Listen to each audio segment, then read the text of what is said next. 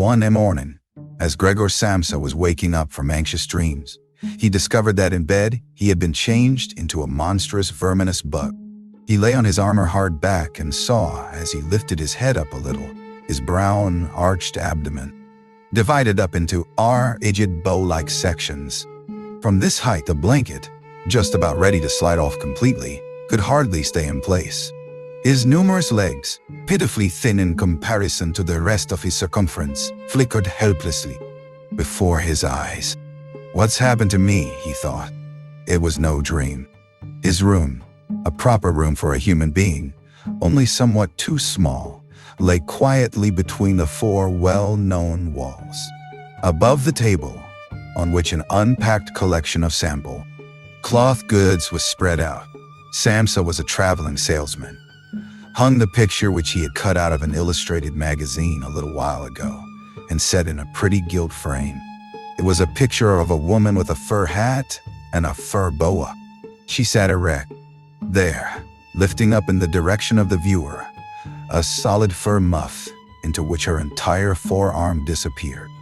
Gregor's glance then turned to the window. The dreary weather, the raindrops were falling audibly down on the metal window ledge, made him quite melancholy. "Why don't I keep sleeping for a little while longer and forget all this foolishness?" he thought.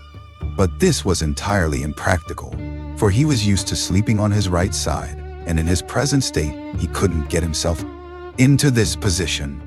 No matter how hard he threw himself onto his right side, he always rolled again onto his back.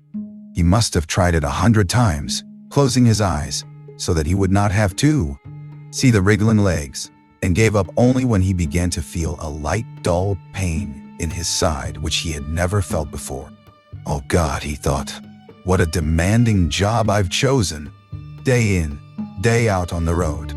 The stresses of trade are much greater than the work going on at head office, and in addition to that, I have to deal with the problems of traveling, the worries about train connections, irregular bad food, temporary and constantly changing human relationships which never come from the heart. To hell with it all." He felt a slight itching on the top of his abdomen. He slowly pushed himself on his back closer to the bedpost so that he could lift his head more easily, found the itchy part which was entirely covered with small white spots. He did not know what to make of them, and wanted to feel the place with a leg, but he retracted it immediately, for the contact felt like a cold shower all over him. He slid back again into his earlier position. This getting up early, he thought, makes a man quite idiotic. A man must have his sleep. Other traveling salesmen live like harem women. For instance, when I come back to the inn during the course of the morning to write up the necessary orders, these gentlemen are just sitting down to breakfast. If I were to try that with my boss, I'd be thrown out on the spot. Still, who knows whether that mightn't be really good for me. If I didn't hold back for my parents' sake, I would have quit ages ago. I would have gone to the boss and told him just what I think from the bottom of my heart. He would fallen right off his desk. How weird it is to sit up at the desk and talk down to the employee from way up there. The boss has trouble hearing, so the employee has to step up quite close to him. Anyway, I haven't completely given up that hope yet. Once I've got together the money to pay off the parents' debt to him, that should take another 5 or 6 years. I'll do it for. Sure. Then I'll make the big break. In any case, right now, I have to get up. My train leaves at 5 o'clock. And he looked over at the alarm clock ticking away by the chest of drawers. Good God, he thought. It was a 6:30, and the hands were going quietly on. It was past the half hour, already nearly 1:45. Could the alarm have failed to ring? One saw from the bed that it was properly set for 4 o'clock. Certainly it had rung. Yes, but was it possible to sleep through this noise that made the furniture shake? Now, it's true he'd not slept quietly, but evidently, he'd slept all the more deeply. Still, what should he do now? The next train left at 7 o'clock. To catch that one, he would have to go in a mad rush. The sample collection wasn't packed up yet, and he really didn't feel particularly fresh and active. And even if he caught the train, there was no avoiding a blow-up with the boss, because the firm's errand boy would waited for the 5 o'clock tea. Rain and reported the news of his absence long ago. He was the boss's minion, without backbone or intelligence. Well then, what if he reported in sick? But that would be extremely embarrassing and suspicious, because during his 5 years service, Gregor hadn't been sick even once. The boss would certainly come with the doctor from the health insurance company and would reproach his parents for their lazy son and cut short all objections with the insurance doctor's comments. For him, everyone was completely healthy but really lazy about work. And besides, would the doctor in this case be totally wrong? Apart from a really excessive drowsiness after the long sleep, Gregor in fact felt quite well and even had a really strong appetite.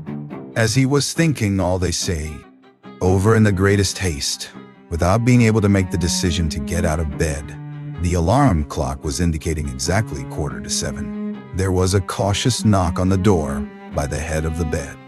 "Gregor," a voice called. It was his. "Mother, it's 7:15. Don't you want to be on your way?" The soft voice. Gregor was startled when he heard his voice answering. It was clearly and unmistakably his earlier voice, but in it was intermingled, as if from below, an irrepressibly painful squeaking, which left the words positively distinct only in the first moment and distorted them in the reverberation, so that one didn't know if one had heard correctly. Gregor wanted to answer in detail and explain everything, but in these circumstances he confined himself to saying, Yes, thank you, Mother. I'm getting up right away." Because of the wooden door, the change in Gregor's voice was not really noticeable outside, so his mother calmed down with this explanation and shuffled off. However, as a result of the short conversation, the other family members became aware of the fact that Gregor was unexpectedly still at home. And already his father was knocking on one side door, weakly but with his fist dirty. Gregor, he called out. "What's going on?" And after a short while he urged him on again in a deeper voice. Gregor. At the other side door, however, his sister knocked lightly. "Gregor? Are you all right? Do you need anything?" Gregor directed answers in both directions. "I'll be ready right away." He made an effort with the most careful articulation, and by inserting long pauses between the individual words to remove everything remarkable from his voice. His father turned back to his breakfast. However, the sister whispered, "Gregor, open the door, I beg you." Gregor had no intention of opening the door, but congratulated himself on his precaution, acquired from traveling, of locking all doors during the night, even at home. First, he wanted to stand up quietly and undisturbed, get dressed, above all have breakfast, and only then consider further action, for he noticed this clearly. By thinking things over in bed, he would not reach a reasonable conclusion. He remembered that he had already often felt a light pain or other in bed, perhaps the result of an awkward lying position, which later turned out to be purely imaginary when he stood up, and he was eager to see how his present fantasies would gradually dissipate. That the change in his voice was nothing other than the onset of a real chill, an occupational illness of commercial travelers. Of that he had not the slightest doubt. It was very easy to throw aside the blanket. He needed only to push himself up a little, and it fell all by itself. But to continue was difficult, particularly because he was so unusually wide. He needed arms and hands to push himself upright. Instead of these, however, he had only many small limbs which were incessantly moving, with very different motions and which, in addition, he was unable to control. If he wanted to bend one of them, then it was the first to extend itself, and if he finally succeeded doing with this limb what he wanted, in the meantime, all the others, as if left free, moved around in an excessively painful agitation. "But I must not stay in bed uselessly," said Gregor to himself. At first, he wanted to get of the bed with the lower part of his body, but this lower part which he incidentally had not yet looked at, and which he also couldn't picture clearly, proved itself too difficult to move. The attempt went so slowly. When, having become almost frantic, he finally hurled himself forward with all his force, and without thinking, he chose his direction incorrectly, and he hit the lower bedpost hard. The violent pain he felt revealed to him that the lower part of his body was at the moment probably the most sensitive. Thus, he tried to get his upper body out of the bed first and turned his head carefully toward the edge of the bed. He managed to do this easily, and in spite of its width and weight, his body mass at last slowly followed the turning of his head. But as he finally raised his head outside the bed in the open air, he became anxious about moving forward any further in this manner, for if he allowed himself eventually to fall by this process, it would take a miracle to prevent his head from getting injured. And at all costs, he must not lose consciousness right now. He preferred to remain in bed.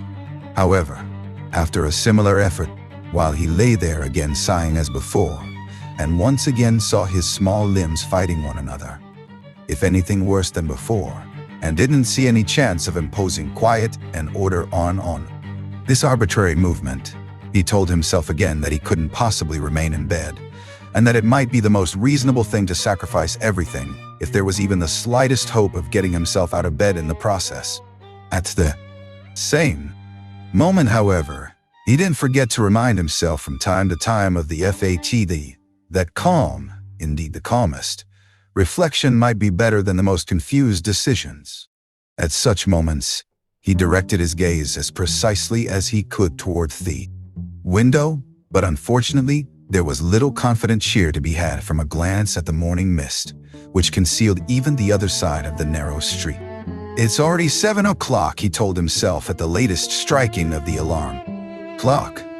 Already 7 o'clock and still such a fog. And for a little while longer, he lay quietly wide with weak breathing, as if perhaps waiting for normal and natural conditions to re-emerge out of the complete stillness. But then he said to himself, before it strikes 7:15, whatever happens, I must be completely out of bed. Besides, by then someone from the office will arrive to inquire about me, because the office will open before 7 o'clock. And he made an effort then to rock his entire body length out of the bed with a uniform motion.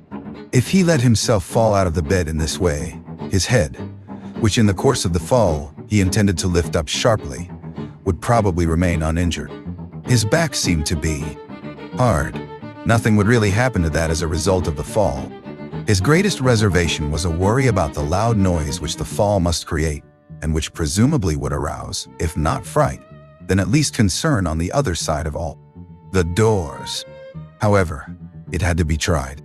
As Gregor was in the process of lifting himself half out of bed, the new method was more of a game than an effort. He needed only to rock with a constant rhythm. It struck him how easy all this would be if someone were to come to his aid. 2 strong people, he thought of his father and the servant girl, would have been quite sufficient. They would have only had to push their arms under his arched back to get him out of the bed, to bend down with their load, and then merely to exercise patience and care that he completed the flip onto the floor, where his diminutive legs would then, he hoped, acquire a purpose. Now, quite apart from the fact that the doors were locked, should he really call out for help? In spite of all his distress, he was unable to suppress a smile at this idea. He had already got to the point where, with a stronger rocking, he maintained his equilibrium with difficulty. And very soon, he would finally have to decide, for in 5 minutes, it would be 7:15. Then there was a ring at the door of the apartment. That's someone from the office, he told himself, and he almost froze while his small limbs only danced around all the faster. For one moment, everything remained still. They aren't opening, Gregor said to himself, caught up in some absurd hope.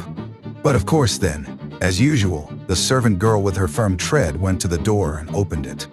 Gregor needed to hear only the visitor's first word of greeting to recognize immediately who it was, the manager himself. Why was Gregor the only one condemned to work in a firm where at the slightest lapse someone immediately attracted the greatest suspicion. Were all the employees, then collectively, one and all, scoundrels? Was there then among them no truly devoted person who, if he failed to use just a couple of hours in the morning for office work, would become abnormal from pangs of conscience and really be in no state to get out of bed? Was it really not enough to let an apprentice make inquiries? If such questioning was even necessary, must the manager himself come?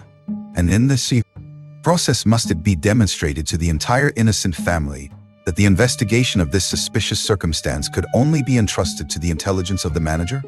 And more as a consequence of the excited state in which this idea put Gregor than as a result of an actual decision, he swung himself with all his might out of the bed. There was a loud thud, but not a real crash.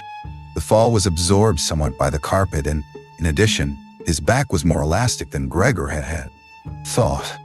For that reason, the dull noise was not quite so conspicuous. But he had not held his head up with sufficient care and had hit it.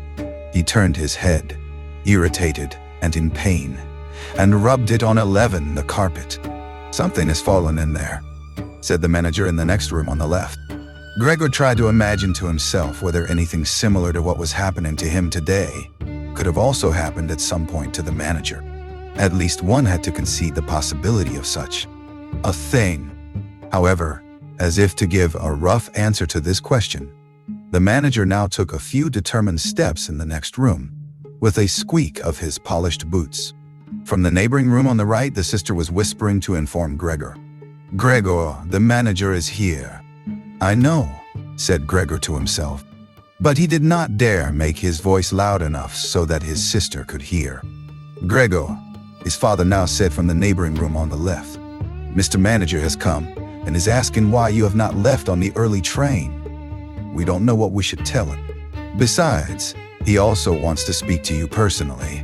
So please, open the door. He will good enough to forgive the mess in your room." In the middle of all this, the manager called out in a friendly way, "Good morning, Mr. Samsa." "He is not well," said his mother to the manager, while his father was still talking at the door. "He is not well, believe me, Mr. Manager. Otherwise, how would Gregor miss a train? The young man has nothing in his head except business. I'm almost angry that he never goes out at night.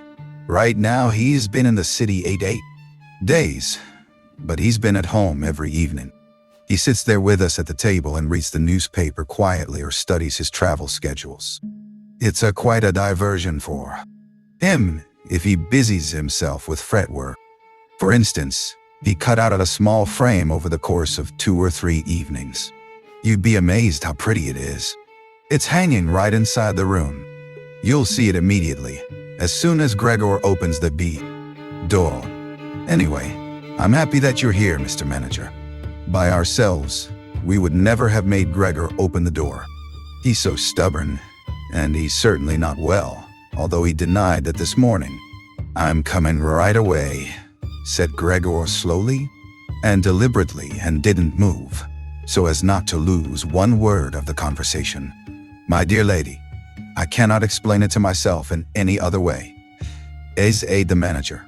I hope it is nothing serious. On the other hand, I must also say that we business people, luckily or unluckily, however one looks at it, very often simply have to overcome a slight indisposition for business reasons. So can Mr. Manager come in to see you now? Asked his father impatiently, and knocked once again on the door. No, said Gregor. In the neighboring room on the left, a painful stillness descended. In the neighboring room on the right, the sister began to sob. Why didn't his sister go to the others? She'd probably just gotten up out of bed now and hadn't even started to get dressed yet. Then why was she crying?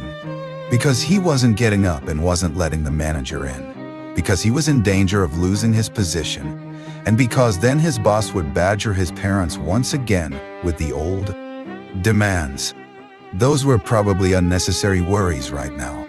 Gregor was still here and wasn't thinking at all about abandoning his family. At the moment, he was lying right there on the carpet, and no one who knew about his condition would have seriously demanded that he let the manager in. But Gregor wouldn't be casually dismissed right away because of this small discourtesy, for which he would find an easy and suitable excuse later on. It seemed to Gregor that it might be far more reasonable to leave him in peace at the moment, instead of disturbing him with crying and conversation. But it was the very uncertainty which distressed the others and excused their behavior. "Mr. Samsa," the manager was now shouting, his voice raised. "What's the matter?" "You are barricading yourself in your room. Answer with only a yes and a no. Are making serious and unnecessary troubles for your parents, and neglecting, I mentioned this only incidentally, your commercial duties in a truly unheard of manner. I am speaking here in the name of your parents and your employer, and I am requesting you, in all seriousness, for an immediate and clear explanation. I'm amazed. I am amazed. I thought I knew you as a calm, reasonable person, and now you appear suddenly to want to start parading around in weird moods. The chief indicated to me earlier this very day a possible explanation for your neglect. It concerned the collection of cash entrusted to you a short while ago. But in truth, I almost gave him my word of honor that this explanation could not be correct.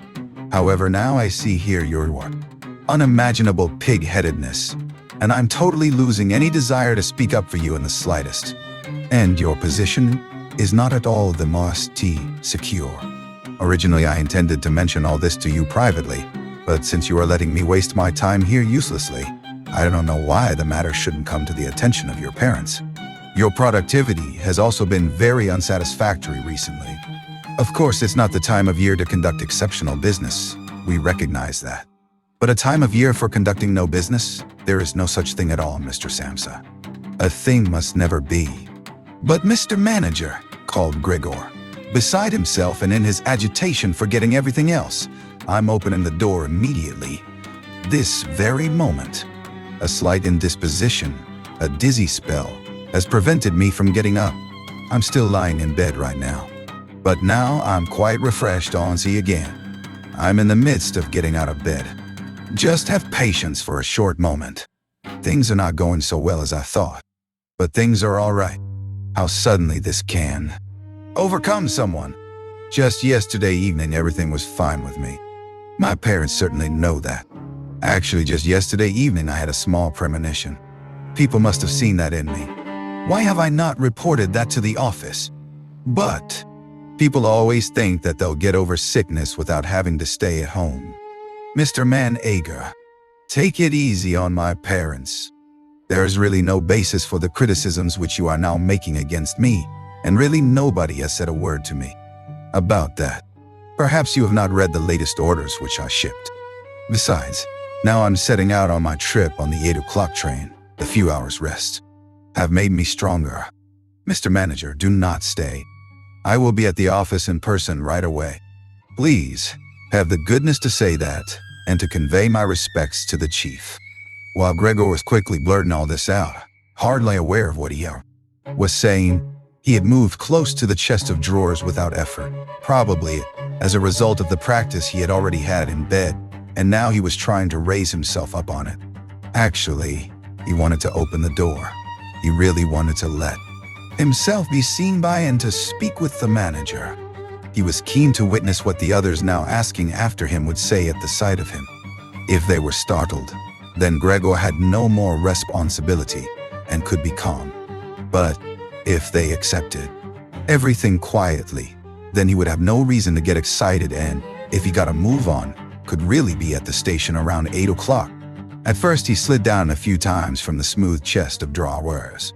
But at last, he gave himself a final swing and stood up right there. He was no longer at all aware of the pains in his lower body, no matter how they might still sting. Now he let himself fall against the back of a nearby chair, on the edge of which he braced himself with his thin limbs.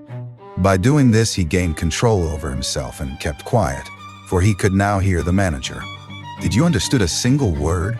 the manager asked the parents. "Is he playing the fool with us?" "For God's sake," cried the mother already, in tears. Perhaps he's very ill and we're upsetting him." "Great! Great!" she yelled at that point. "Mother!" called the sister from the other side.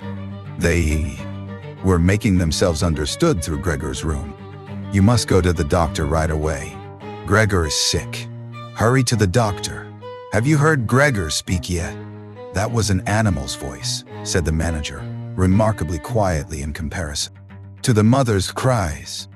"Anna! Anna!" yelled the father through the hall into the kitchen, clapping his hands. "Fetch a locksmith right away." The two young women were already running through the hall with swishing skirts. How had his sister dressed herself so quickly? And yanked open the doors of the apartment. One couldn't hear the doors closing at all. They probably had left them open, as is customary in an apartment in which a huge misfortune has taken place. However, Gregor had become much calmer. All right, people did not understand his words anymore, although they seemed clear enough to him, clearer than previously, perhaps because his ears had gotten used to them. But at least people now thought that things were not all right with him and were prepared to help him. The confidence and assurance with which the first arrangements had been carried out made him feel good. He felt himself included once again in the circle of humanity and was expecting from both the doctor and the locksmith, without differentiating between them with any real precision, splendid and surprising results. In order to get as clear a voice as possible for the critical conversation which was imminent, he coughed a little. Certainly took the trouble to do this in a really subdued way, since it was possible that even this noise sounded like something different from a human cough. He no longer trusted himself to decide anymore. Meanwhile, in the next room, it had become really quiet. Perhaps his parents were sitting with the manager at the table and were whispering. Perhaps they were all leaning against the door and listening. Gregor pushed himself slowly towards the door with the help of the easy chair, let go of it there, threw himself against the door, held himself upright against it. The balls of his tiny limbs had a little sticky stuff on them and rested there momentarily from his exertion. Then he made an effort to turn the key in the lock with his mouth. Unfortunately, it seemed that he had no real teeth. How then was he to grab hold of the key? But to make up for that, his jaws were naturally very strong. With their help, he managed to get the key really moving, and he did not notice that he was obviously inflicting some damage on himself, for a brown fluid came out of his mouth, flowed over the key, and dripped onto the floor. "Just listen for a moment," said the manager in the next room. "He's turning the key." For Gregor, that was a great encouragement, but they all should called out to him, including his father and mother. "Come on, Gregor," they should have shouted. "Keep going, keep working on the lock." Imagining that all his efforts were being followed with suspense, he bit down frantically on the key with all the force he could muster. As the key turned more, he danced around the lock.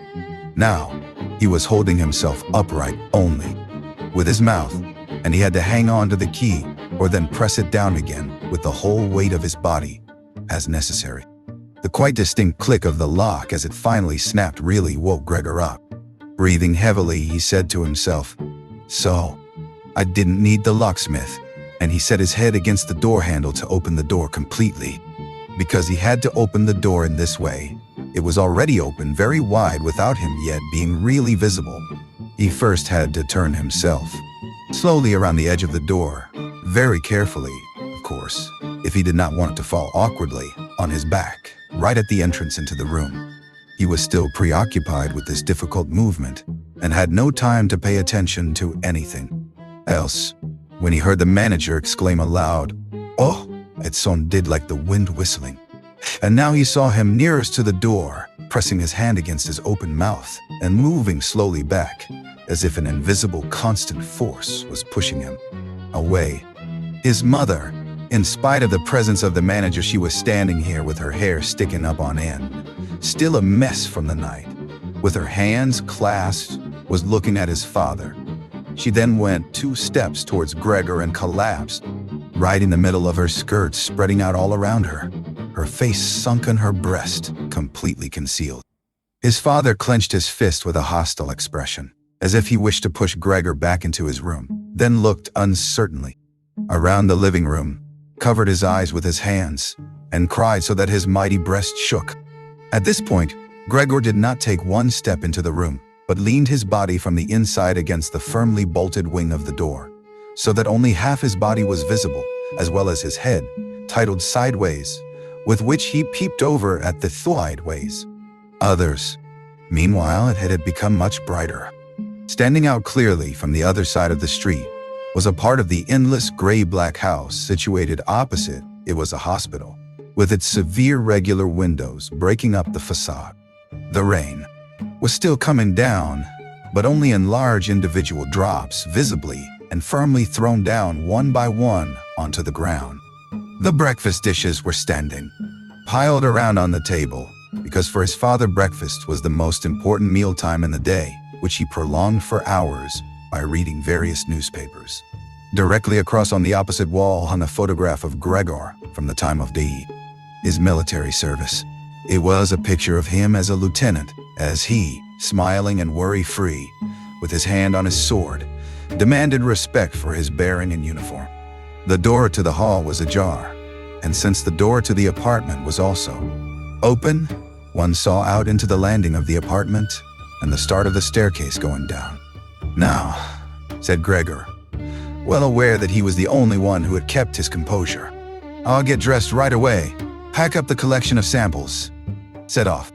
You'll allow me to set out on my way, will you not? You see, Mr. Manager, I am not pig-headed, and I am happy to work. Traveling is exhausting, but I couldn't live without it. Where are you going, Mr. Manager? To the office? Really? Will you report everything truthfully? A person can be incapable of work momentarily, but that is precisely the best time to remember the earlier achievements and to consider that later, after the obstacles have been shoved aside, the person will work all the more keenly and intensely. I am really so indebted to Mr. Chief. You know that perfectly well. On the other hand, I am concerned about my parents and my sister. I'm in a fix, but I'll work myself out of it again. Don't make things more difficult for me than they already are. Speak up on my behalf in the office. People don't like traveling salesmen. I know that. People think they earn pots of money, and thus lead a fine life. People don't even have any special reason to think zero through this judgment more clearly. But you, Mr. Manager, you have a better perspective on the interconnections than the other people. Even, I tell you in totalo confidence, a better perspective than Mr. Chairman himself, who in his capacity as the employer may let his judgment make casual mistakes at the expense of an employee. You also know well enough that the traveling salesman who is outside the office almost the entire year can become so easily a victim of gossip, coincidences, and groundless complaints, against which it's impossible for him to defend himself, since for the most part he doesn't hear about them at all, and only then when he's exhausted after finishing a trip and gets to feel in his own body at home the nasty consequences, which can be thoroughly explored back to their origins. Mr. Manager, don't leave without speaking a word telling me that you at least conceded that I'm a little in the right. But at Gregor's first words, the manager had already turned away, and now he looked back at Gregor over his twitching shoulders with pursed lips. During Gregor's speech, he was not still for a moment, but was moving away towards the door without taking his eyes off Gregor, but really gradually, as if there was a secret ban on leaving the room. He was already in the hall, and after the sudden movement with which he finally pulled his foot out of the living room, one could have believed that he had just burned the sole of his foot. In the hall, however, he stretched out his right hand away from his body towards the staircase, as if some truly supernatural relief was waiting for him there. Gregor realized that he must not under any circumstances allow the manager to go away in this frame of mind, especially if his position in the firm was not to be placed in the greatest danger. His parents did not, you understand all this very well. Over the long years, they had developed the conviction that Gregor was set up for life in his firm, and in addition, they had so much to do nowadays with their present troubles that all foresight was foreign to them. But Gregor had this foresight. The manager must be held back. calmed down, convinced, and finally won over. The future of Gregor and his family really depended on it. If only the sister had been there. She was clever. She had already cried while Gregor was still lying quietly on his back. And the manager, this friend of the ladies, would certainly let himself be guided by her. She would have closed the door to the apartment and talked him out of his fright in the hall. But the sister was not even there. Gregor must deal with it himself. Without thinking that as yet, he didn't know anything about his present ability to move, and without thinking that his speech possibly, indeed probably, had once again not been understood, he left the wing of the door, pushed himself through the opening, and wanted to go over to the manager, who was already holding tight onto the handrail with both hands on the landing in a ridiculous way. But as he looked for something to hold on to, with a small scream, Gregor immediately fell down onto his numerous little legs. Scarcely had this happened when he felt for the first time that morning a general physical well-being. The small limbs had firm floor under them. They obeyed perfectly as he noticed to his joy and strove to carry him forward in the direction he wanted. Right away he believed that the final amelioration of all his suffering was immediately at hand. But at the very moment when he lay on the floor or rocking in a restrained manner quite close and directly across from his mother, apparently totally sunk into herself, she suddenly sprang right up with her arms spread far apart and her fingers extended and cried out, "Help, for God's sake, help!" Head bowed down, as if she wanted to view Gregor better, but ran senselessly back, contradicting that gesture, forgetting that behind her stood the table with all the dishes on it. When she reached the table, she sat down heavily on it, as if absent-mindedly, and did not appear to notice at all that next to her coffee was pouring out onto the carpet in a full stream from the large overturned container. "Mother, mother," said Gregor quietly, and looked over towards her. The manager, momentarily, had disappeared completely from his mind. By contrast, at the sight of the flowing coffee, he couldn't stop himself snapping his jaws in the air a few times. At that, his mother screamed all over again, hurried from the table, collapsed into the arms of his father, who was rushing towards her. But Gregor had no time right now for his parents. The manager was already on the staircase, his chin level with the banister. The manager looked back for the last time. Gregor took an initial movement to catch up to him if possible. But the manager must have suspected something, because he made a leap down over a few stairs and disappeared, still shouting, "Ha!" The sound echoed throughout the entire stairwell. Now, unfortunately, this flight of the manager also seemed completely to bewilder his father, who earlier had been relatively calm. Instead of running after the manager himself, or at least not hindering Gregor from his pursuit, with his right hand, he grabbed hold of the manager's cane, which he had left behind with his hat and overcoat on a chair. With his left hand, his father picked up a large newspaper from the table, and stamping his feet on the floor, he set out to drive Gregor back into his room by waving the cane and the newspaper. No request of Gregor's was of any use. No request would even be understood. No matter how willing he was to turn his head respectfully, his father just stomped all the harder with his feet. Across the room from him, his mother had pulled open a window, in spite of the cool weather, and leaning out with her hands on her cheeks. She pushed her face far outside the window. Between the alley and the stairwell, a strong draft came up. The curtains on the window flew around, the newspapers on the table swished, and individual sheets fluttered down over the floor. The father relentlessly pressed forward, pushing out sibilants like a wild man. Now, Gregor had no practice at all in going backwards. It was really going very slowly. If Gregor only had been allowed to turn himself around, he would have been in his room right away. But he was afraid to make his father impatient by the time-consuming process of turning around, and each moment he faced the threat of a mortal blow on his back or his head from the cane in his father's hand. Finally, Gregor had no other option, for he noticed with horror that he did not understand yet how to maintain his direction going backwards. And so he began, amid constantly anxious sideways glances in his father's direction, to turn himself around as quickly as possible, although in truth, this was only very slowly. Perhaps his father noticed his good intentions, for he did not disrupt Gregor in this motion, but with the tip of the cane from a distance he even directed here and there Gregor's rotating movement. If only there hadn't been his father's unbearable hissing. Because of that, Gregor totally lost his head. He was already, almost, totally turned around, when always with this hissing in his ear. He just made a mistake and turned himself back a little.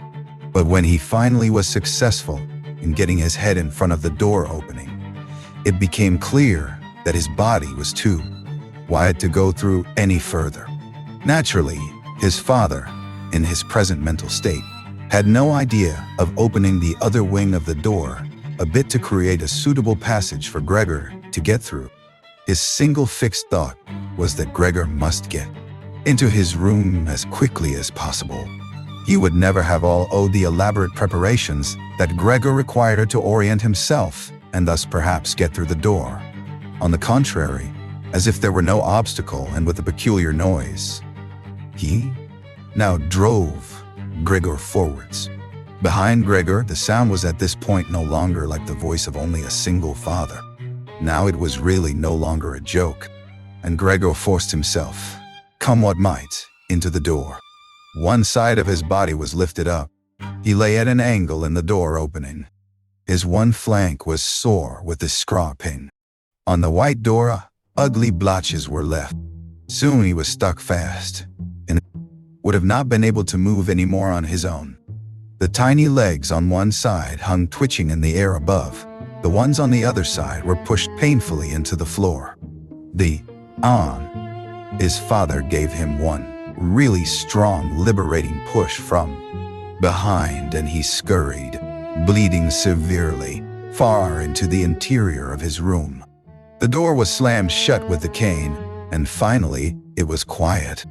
Gregor first woke up from his heavy swoon-like sleep in the evening twilight. He would certainly have woken up soon afterwards without any disturbance, for he felt himself sufficiently rested and wide awake, although it appeared to him as if a hurried step and a cautious closing of the door to Tee Hall had aroused him.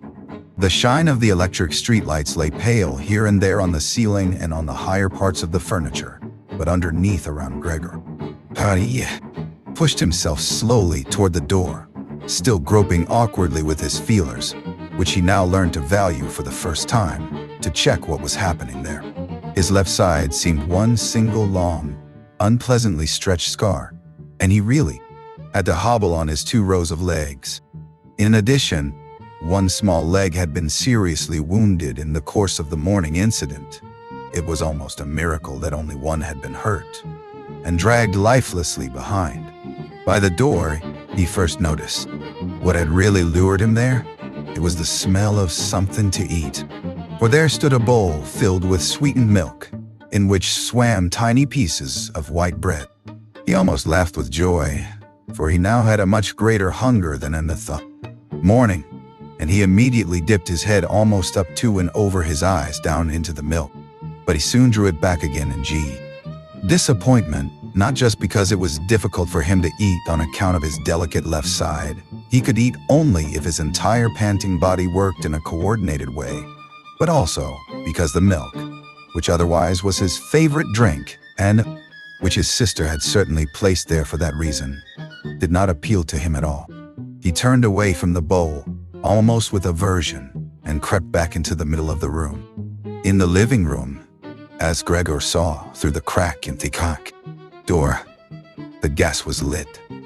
But where on other occasions at this time of day, the father was accustomed to read the afternoon newspaper in a loud voice to his mother, and sometimes also to his sister. At the moment, not a sound was audible. Now, perhaps, this reading aloud, about which his sister always spoken and written to him, had recently fallen out of their general routine. But it was so still all around, in spite of the fact that the apartment was certainly not empty.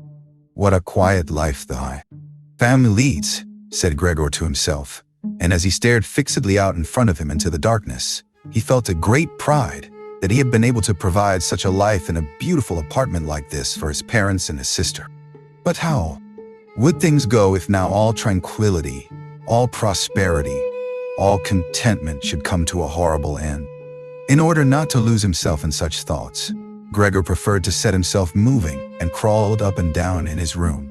Once during the long evening, one side door and then the other door was opened just a tiny crack and quickly closed. Again, someone presumably needed to come in, but had then thought better of it. Gregor immediately took up a position by the living room door, determined to bring in the hesitant visitor somehow or other, or at least to find out who it might be. But, now the door was not opened anymore, and Gregor waited in vain. Earlier, when the door had been barred, they had all wanted to come into him. Now, when he had opened one door, and when the others had obviously been opened during the day, no one came anymore, and the keys were stuck in the locks on the outside. The light in the living room was turned off only late at night, and now it was easy to establish that his parents and his sister had stayed awake all this time, for one could hear clearly as all three moved away on tiptoe. Now it was certain that no one would come into Gregor anymore until the morning. Thus, he had a long time to think undisturbed about how he should reorganize his life from SERH. But the high, open room, in which he was compelled to lie flat on the floor, made him anxious without his being able to figure out the reason, for he had lived in the room for 5 years.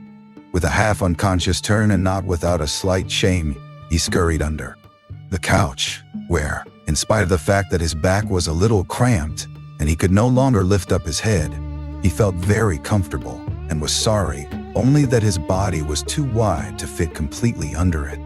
There he remained the entire night, which he spent partly in a state of semi-sleep, out of which his hunger constantly woke him with a start, but partly in a state of worry and murky hopes, which all led to the conclusion that for the time being, he would have to keep calm and with patience and the greatest consideration for his family tolerate the troubles which in his present condition, he was now forced to cause them.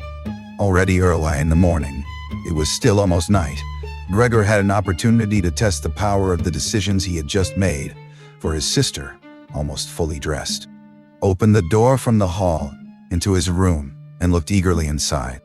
She did not find him immediately, but when she noticed him under the couch, God, he had to be somewhere or other, for he could hardly fly away. She got such a shock that, without being able to control herself, she slammed the door shut once again from the outside. However, as if she was sorry for her behavior, she immediately opened the door again and walked in on her tiptoes, as if she was in the presence of a serious invalid or a total stranger. Gregor had pushed his head forward just to the edge of the couch and was observing her. Would she really notice that he had left the milk standing, not indeed from any lack of hunger, and would she bring in something else to eat more suitable for him? If she did not do it on her own, he would sooner starve to death than call her attention to the fact. Although he had a really powerful urge to move beyond the couch, throw himself at his sister's feet, and beg her for something or other good to eat. But his sister noticed right away with astonishment that the bowl was still full, with only a little milk spilled around it. She picked it up immediately, although not with her bare hands but with a rag, and took it out of the room. Gregor was extremely curious what she would bring as a substitute, and he pictured to himself different ideas about that. But he never could have guessed what his sister, out of the goodness of her heart, in fact, did. She brought him, to test his taste, an entire selection, all spread out on an old newspaper.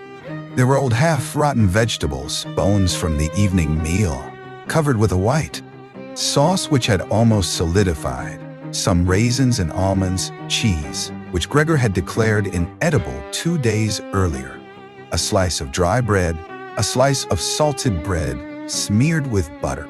In addition to all this, she put down a bowl, probably designated once and for all as Gregor's, into which she had poured some water.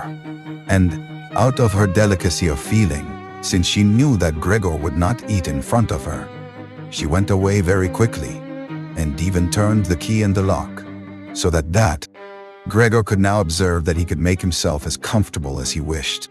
Gregor's small limbs buzzed as the time for eating had come. His wounds must, in any case, have already healed completely. He felt no handicap on that score. He was astonished at that and thought about it, how more than a month ago he had cut his finger slightly with a knife, and how this wound had hurt enough even the day before yesterday. Am I now going to be less sensitive? He thought, already sucking greedily on the cheese, which had strongly attracted him right away, more than all the other foods. Quickly and with his eyes watering with satisfaction, he ate one after the other, the cheese, the vegetables, and the sauce.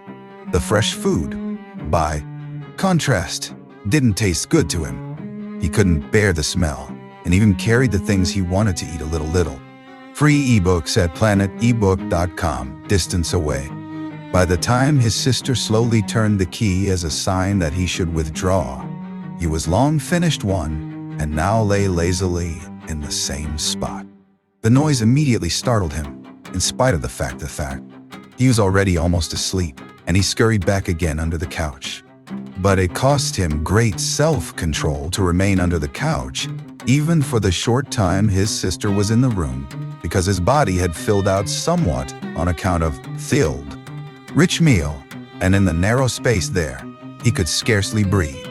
In the midst of minor attacks of asphyxiation, he looked at her with somewhat protruding eyes, as his unsuspecting sister swept up with a broom, not just the remnants, but even the bad foods which Gregor had not touched at all, as if these were also now useless, and as she dumped everything quickly into a bucket, which she closed with a wooden lid, and then carried all of it out of the room. She had hardly turned around before Gregor had already dragged himself out from the couch, stretched out, and let his body expand. In this way, Gregor got his food every day, once in the morning, when his parents and the servant girl were still asleep, and a second time after the common noon meal, for his parents were, as before, asleep then for a little while, and the servant girl was sent off by his sister on some errand or other. Certainly they would not have wanted Gregor to starve to death, but perhaps they could not have endured finding out what he ate other than by hearsay. Perhaps his sister wanted to spare them what was possibly only a small grief, for they were really suffering quite enough already. What sorts of excuses people had used on that first morning to get the doctor and the locksmith out of the house, Gregor was completely unable to ascertain. Since he was not comprehensible, no one, not even his sister, thought that he might be able to understand others, and thus, when his sister was in her room, he had to be content with listening, now and then, to her sighs and invocations to the saints. Only later, when she had grown somewhat used to everything, naturally, there could never be any talk of her growing completely accustomed to it. Gregor sometimes caught a comment which was intended to be friendly, or could be interpreted as such. Well, today it tasted good to him, she said, if Gregor had really cleaned up what he had to eat. Whereas, in the reverse situation, which gradually repeated itself more and more frequently, she used to say sadly, now everything has stopped.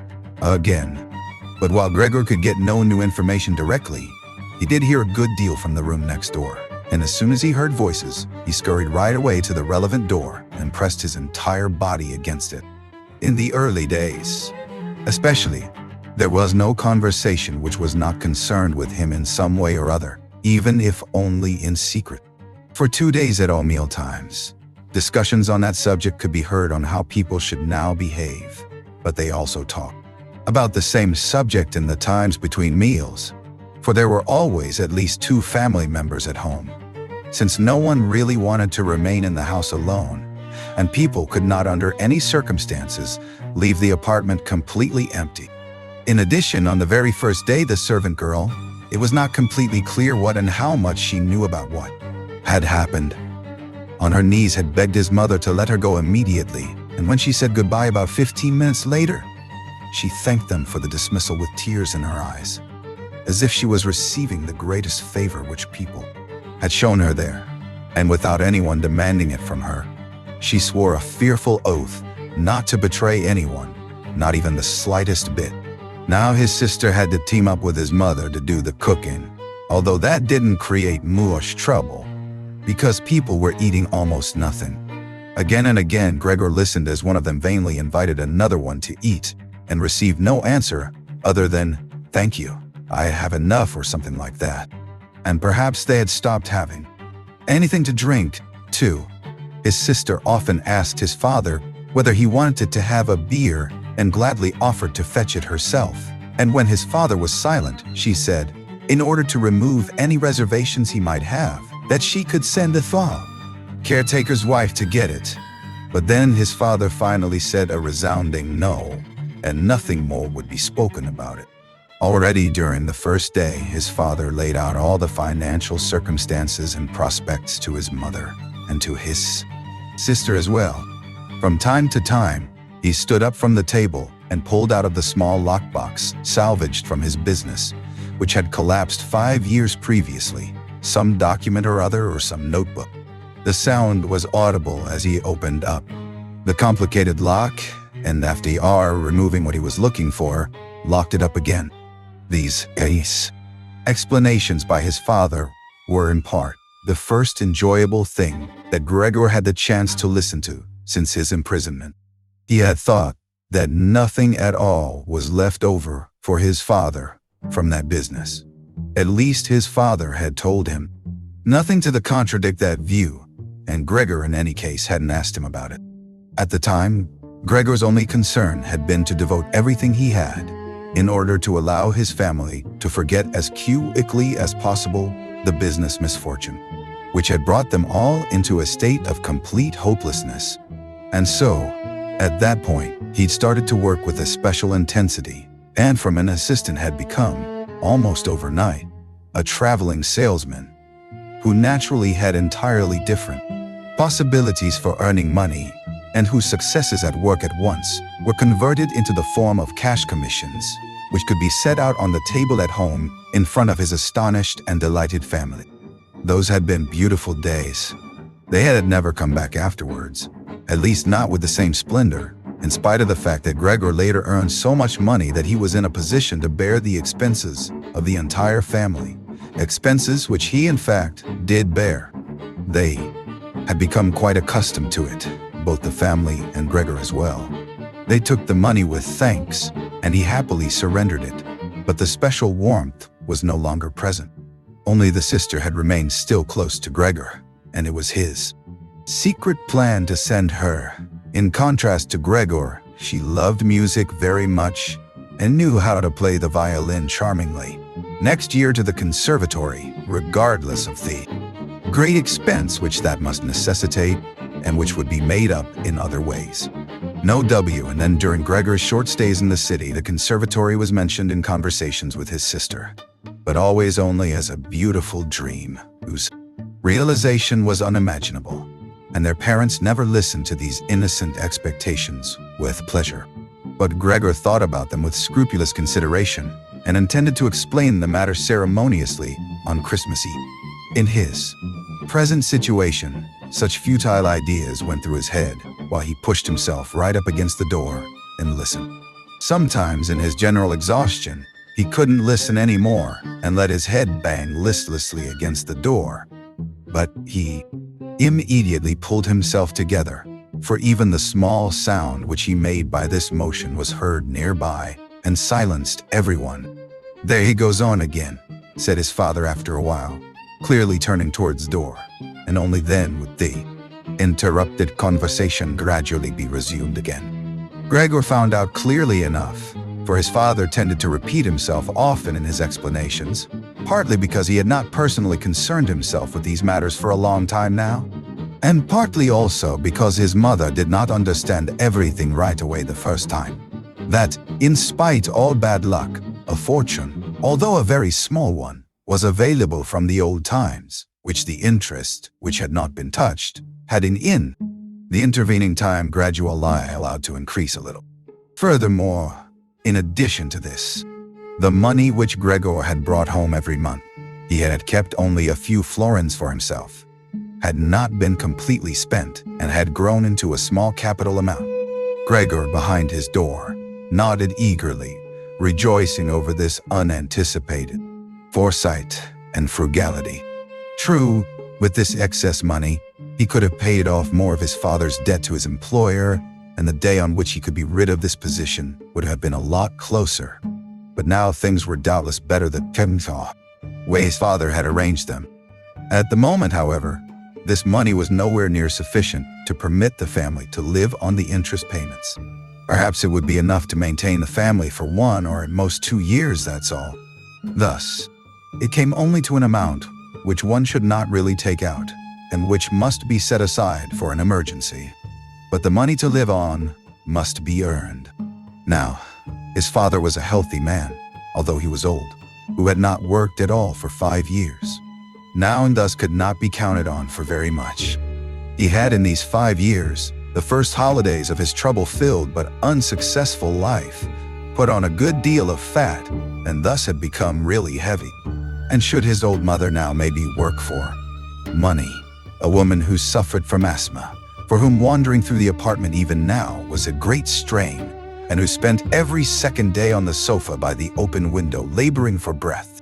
Should his sister earn money, a girl though was still a 17-year-old child, whose earlier lifestyle had been so very delightful that it had consisted of dressing herself nicely, sleeping in late, helping around the house, taking part in a few modest enjoyments, and above all, playing the violin?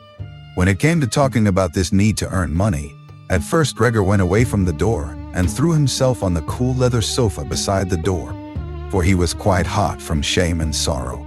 Often he lay there all night long. He didn't sleep a moment and just scratched on the leather for hours at a time. He undertook the very difficult task of shoving a chair over to the window. Then he crept up on the windowsill and, braced in the chair, leaned against the window to look out, obviously with some memory or other of the satisfaction which that used to bring him in earlier times. Actually, from day to day, he perceived things with less clarity, even those a short distance away. The hospital across the street, the all too frequent sight of which he had previously cursed, was not visible at all anymore.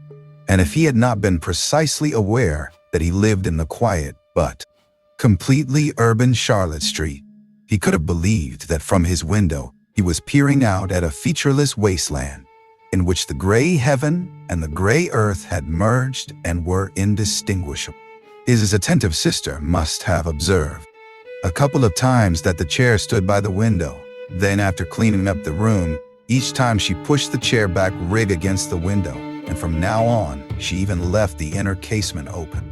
If Gregor had only been able to speak to his sister and thank her for everything that she had to do for him, he would have tolerated her service more easily. As it was, he suffered under it. The sister admittedly sought to cover up the awkwardness of everything as much as possible, and as time went by, she naturally got more successful at it. But with the passing of time, Gregor also came to understand everything more precisely. Even her entrance was terrible for him. As soon as she entered, she ran straight to the window, without taking the time to shut the door, in spite of the fact that she was otherwise very considerate in sparing anyone the sight of Gregor's room, and yanked the window open with eager hands, as if she was almost suffocating, and remained for a while by the window breathing deeply, even when it was still so cold. With this running and noise, she frightened Gregor twice every day. The entire time he trembled under the couch, and yet he knew very well that she would certainly have spared him gladly if it had only been possible to remain with the window closed in a room where Gregor lived. On one occasion, about 1 month had already gone by since Gregor's transfer at Ion, and there was now no particular reason anymore for his sister to be startled at Gregor's appearance. She came a little earlier than usual, and came upon Gregor as he was still looking out the window, immobile and well-positioned to frighten someone. It would not have come as a surprise to Gregor if she had not come in, since his position was preventing her from opening the window immediately. But she not only did not step inside, she even retreated and shut the door. A stranger really could have concluded from this that Gregor had been lying in wait for her and wanted to bite her. Of course, Gregor immediately concealed himself under the couch, but he had to wait until the noon meal before his sister returned, and she seemed much less calm than usual. From this, he realized that his appearance was still constantly intolerable to her, and must remain intolerable in future, and that she really had to exert a lot of self-control not to run away from a glimpse of only the small part of his body which stuck out from under the couch. In order to spare her even this sight, one day, he dragged the sheet on his back onto the couch. This task took him 4 hours, and arranged it in such a way that he was now completely concealed, and his sister, even if she bent down, could not see him. If this sheet was not necessary as far as she was concerned, then she could remove it, for it was clear enough that Gregor could not derive any pleasure from isolating himself away so completely. But she left the sheet just as it was, and Gregor believed he even caught a look of gratitude when, on one occasion, he carefully lifted up the sheet a little, with his head to check as his sister took stock of the new arrangement. In the first 2 weeks, his parents could not bring themselves to visit him, and he often heard how they fully acknowledged his sister's present work, whereas earlier they had often got annoyed at his sister because she had seemed to them a somewhat useless young woman. However, now both his father and his mother often waited in front of Gregor's door, while his sister cleaned up inside, and as soon as she came out, she had to explain in detail how things looked in the room, what Gregor had eaten, how he had behaved this time, and whether perhaps a slight improvement was perceptible. In any event, his mother comparatively soon wanted to visit Gregor, but his father and his sister restrained her, at first with reasons which Gregor listened to very attentively and which he completely endorsed.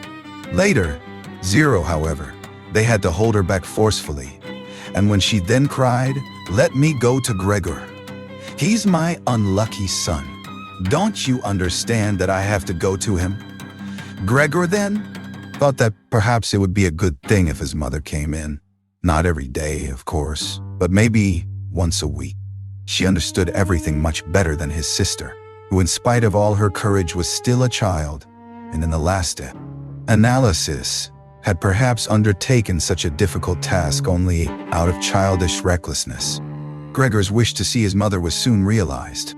While during the day Gregor, out of consideration for his parents, did not want to show himself by the window. He couldn't crawl around very much on the few square meters of the floor. He found it difficult to bear lying quietly during the night, and soon eating no longer gave him the slightest pleasure. So for diversion, he acquired the habit of crawling back and forth across the walls and ceiling.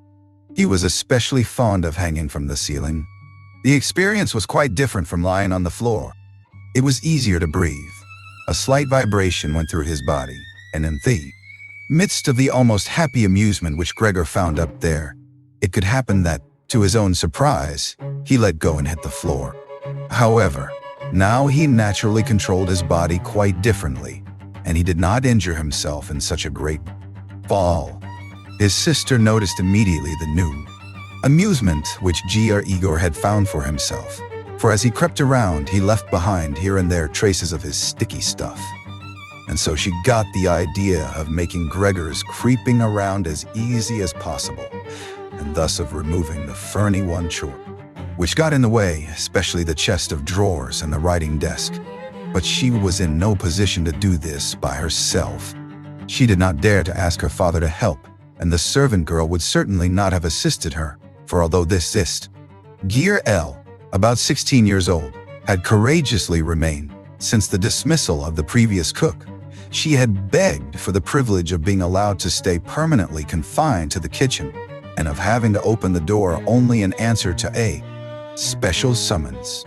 Thus, his sister had no other choice but to involve his mother while his father was absent. His mother approached Gregor's room with cries of excited joy, but she fell silent at the door.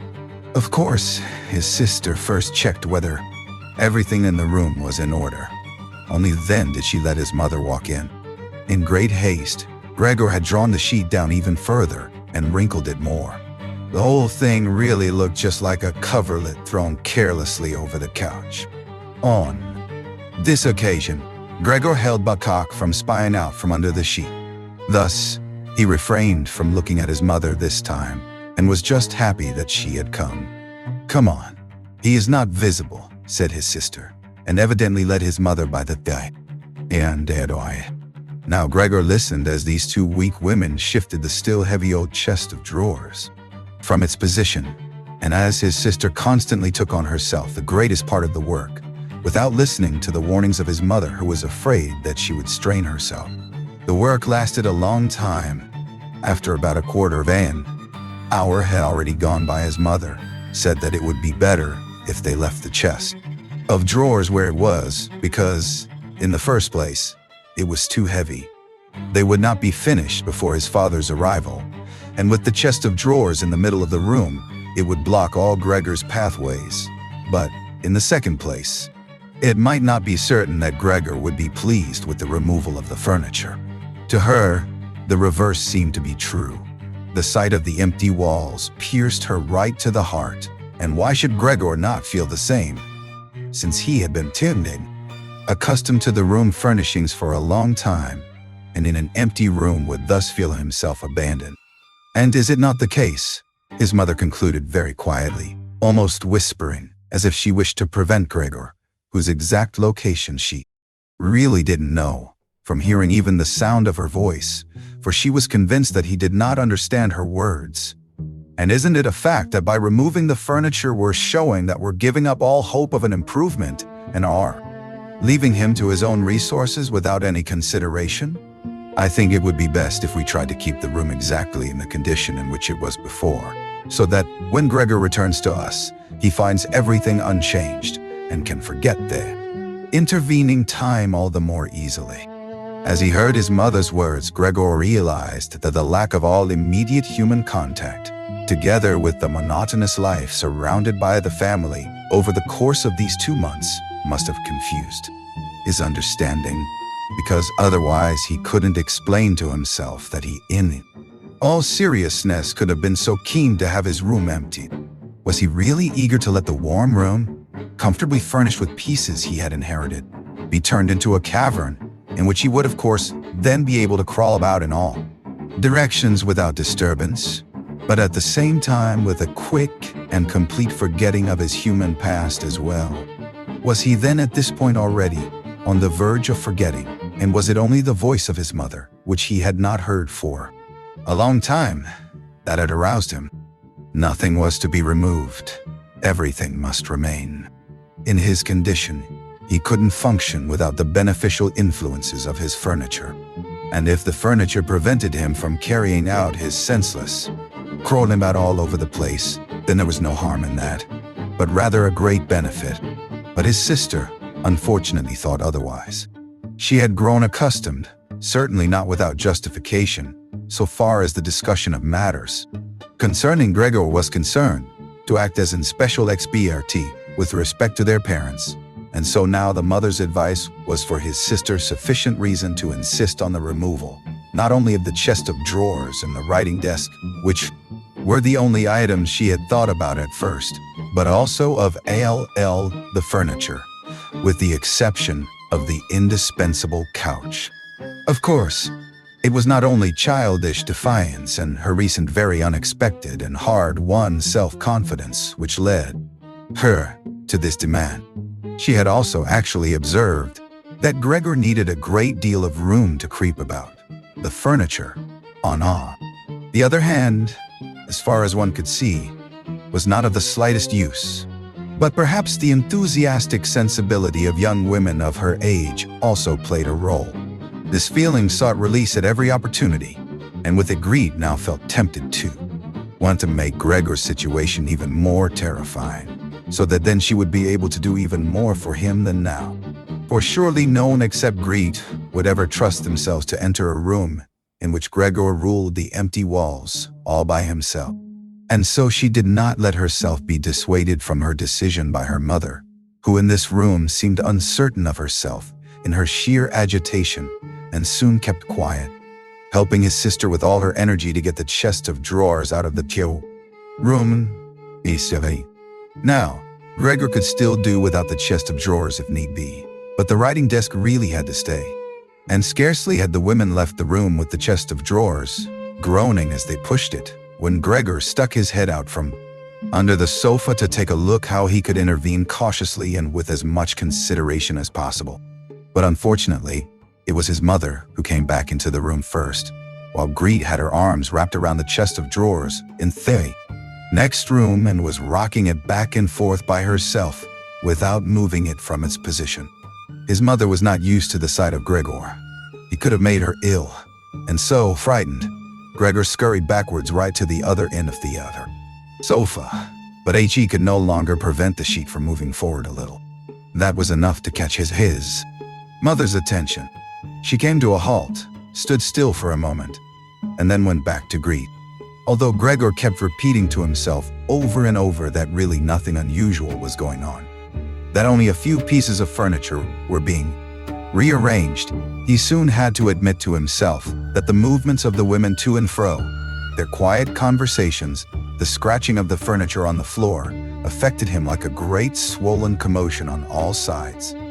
And so firmly was he pulling in his head and legs and pressing his body into the floor. He had to tell himself unequivocally that he wouldn't be able to endure all this much longer. They were cleaning out his room, taking away from him everything he cherished. They had already dragged out the chest of drawers in which the fret saw and other tools were kept, and they were now loosening the writing desk which was fixed tight to the floor, the desk on which he, as a booze-sinus student, a school student, indeed even as an elementary school student, had written out his assignments.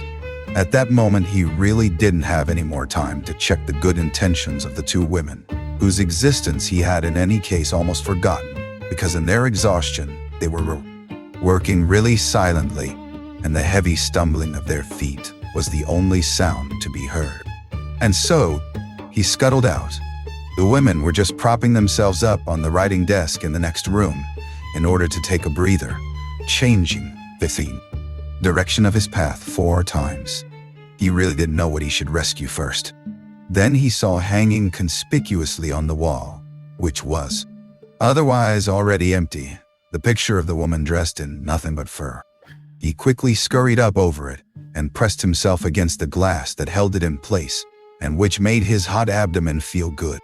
At least this picture, which Gregor, at the moment completely concealed, surely no one would now take away.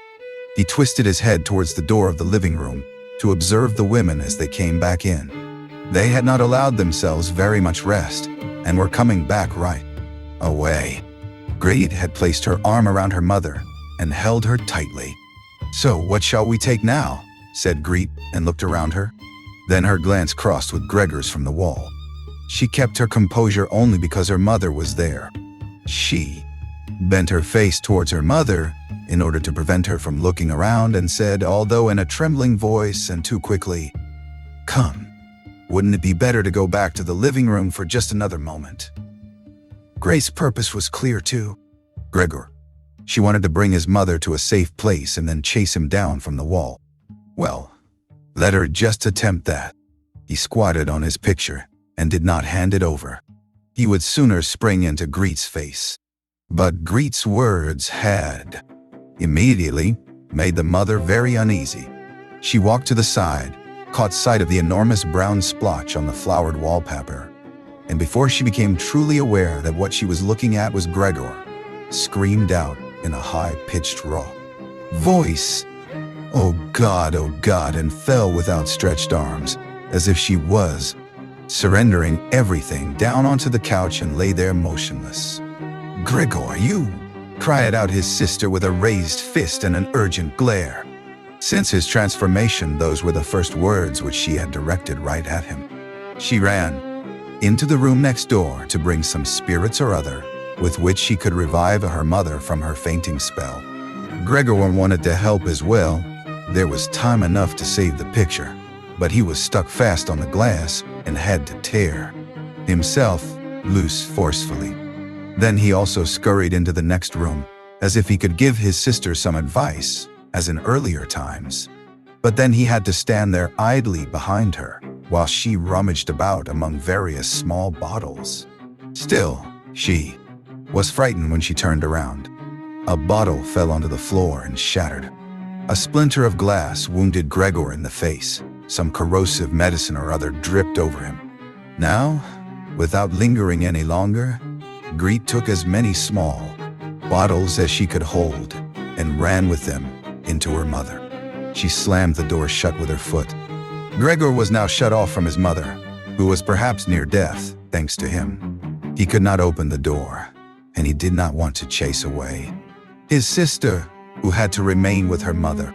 At this point, he had nothing to do but wait, and overwhelmed with self-reproach and worry, he began to creep and crawl over everything: walls, furniture, and ceiling.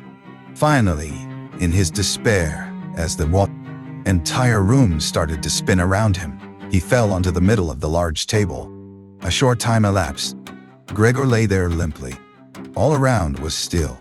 Perhaps that was a good sign. Then there was ring at the door. The servant girl was naturally shut up in her kitchen, and Greet must therefore go to open the door. The father had arrived. "What's happened?" were his first words. Greet's appearance had told him everything. Greet replied with a dull voice. Evidently, she was pressing her face into her father's chest. "Mother fainted, but she's getting better now." Gregor has broken loose. "Yes, I have expected that," said his father. "I always told you that, but you women don't want to listen." It was clear to Gregor that his father had badly misunderstood Greet's short message and was assuming that Gregor had badly misunderstood Greet's short message, committed some violent crime or other. Thus, Gregor now had to find his father to calm him down, for he had neither the time nor the opportunity to clarify things for him. And so he rushed away to the door of his room and pushed himself against it, so that his father could see right away as he entered from the hall that Gregor fully intended to return at once to his room.